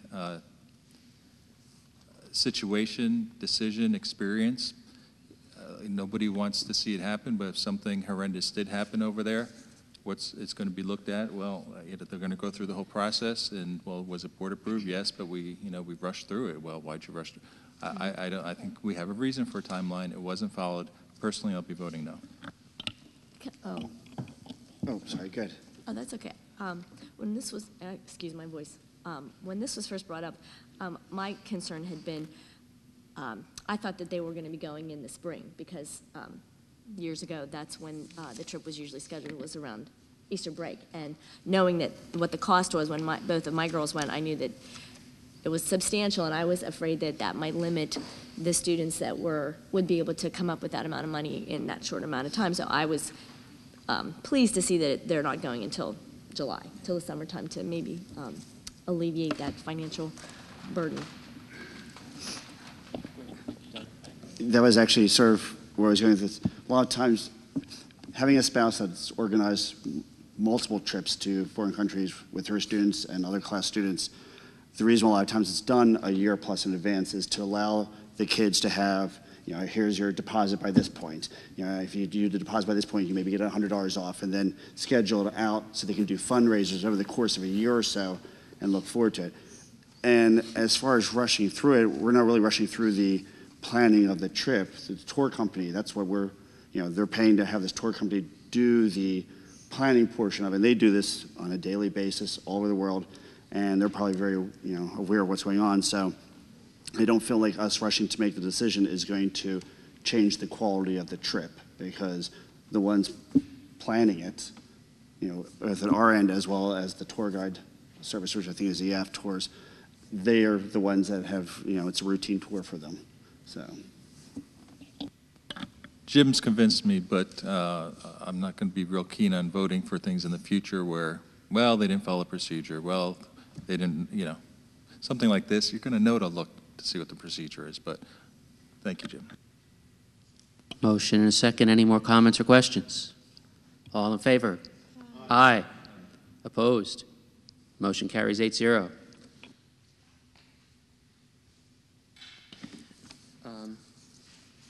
The last item pertains to the course approvals, and I'm not sure if you feel comfortable voting on the proposal as presented, or did you want me to break it into course by course? Do we have to vote on them individually? Are there just some that we can just ask to pull out?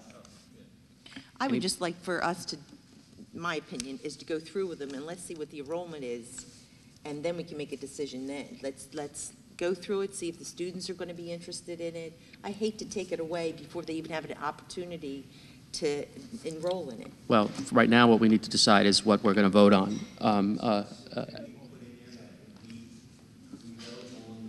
This as is to give Dr. Ziegler the permission to go ahead and come back with us with,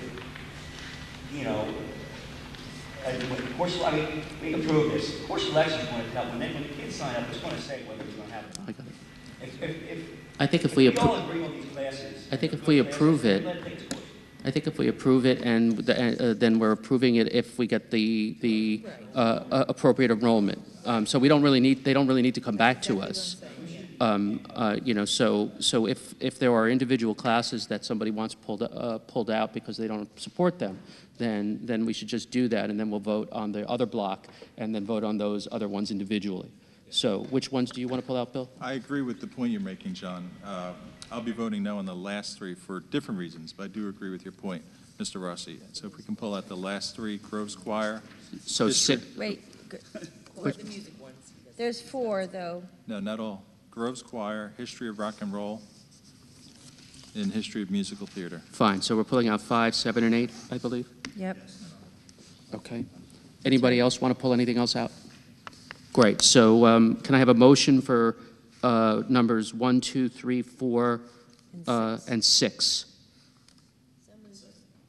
Motion and a second. Any questions? Wait a minute, I just want to make sure I'm clear here. Maybe Kyle, you can help me. I want to vote for all of them, so how do I vote? Well, we're going to have Right two separate votes. Right now, you're going to have a chance to vote for the block that's already up for. 1 through 4 and 6. Let me read them off. It's AP Physics 1, Forensic Science, AP Computer Science Principles, AP Music Theory, and Falcon Singers. That's what we're voting on. Approving first. Okay, thank you. Okay, we have a motion and a second. Are there any other questions? All in favor? Aye. Opposed? Motion carries 8-0. So now we'll take number 5, Groves Choir. Can I have a motion for that? So moved. Second. Have a motion and a second. Any questions or comments? Hearing none. All in favor? Aye. Opposed? Motion carries 7-1. Next is History of Rock and Roll. Can I have a motion? So moved. Second? Motion and a second? Second, Jim. Jim. Motion and a second. Any questions or comments? All in favor? Aye. Opposed? Motion carries 7-1. And last, history of musical theater. So moved. Motion, can I have a second? Second. Motion and a second. All in favor? Aye. Opposed? Motion carries 7-1. Thank you. And moving on to miscellaneous board appointments.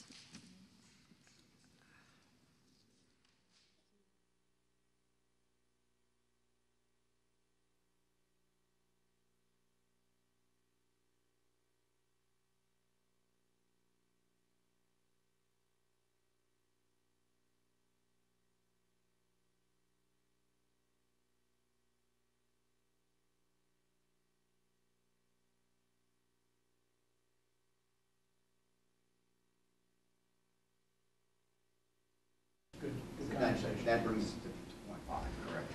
0.55.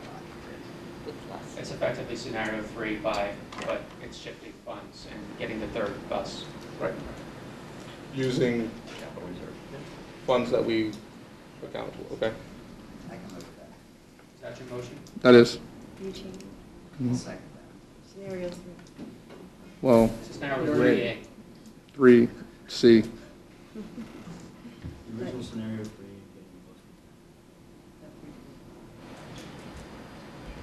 We have a motion and a second. Are there any questions, comments? Just one question I'm really concerned with is the teacher's contract. Do we have enough in there for the teacher's contract, which is very important?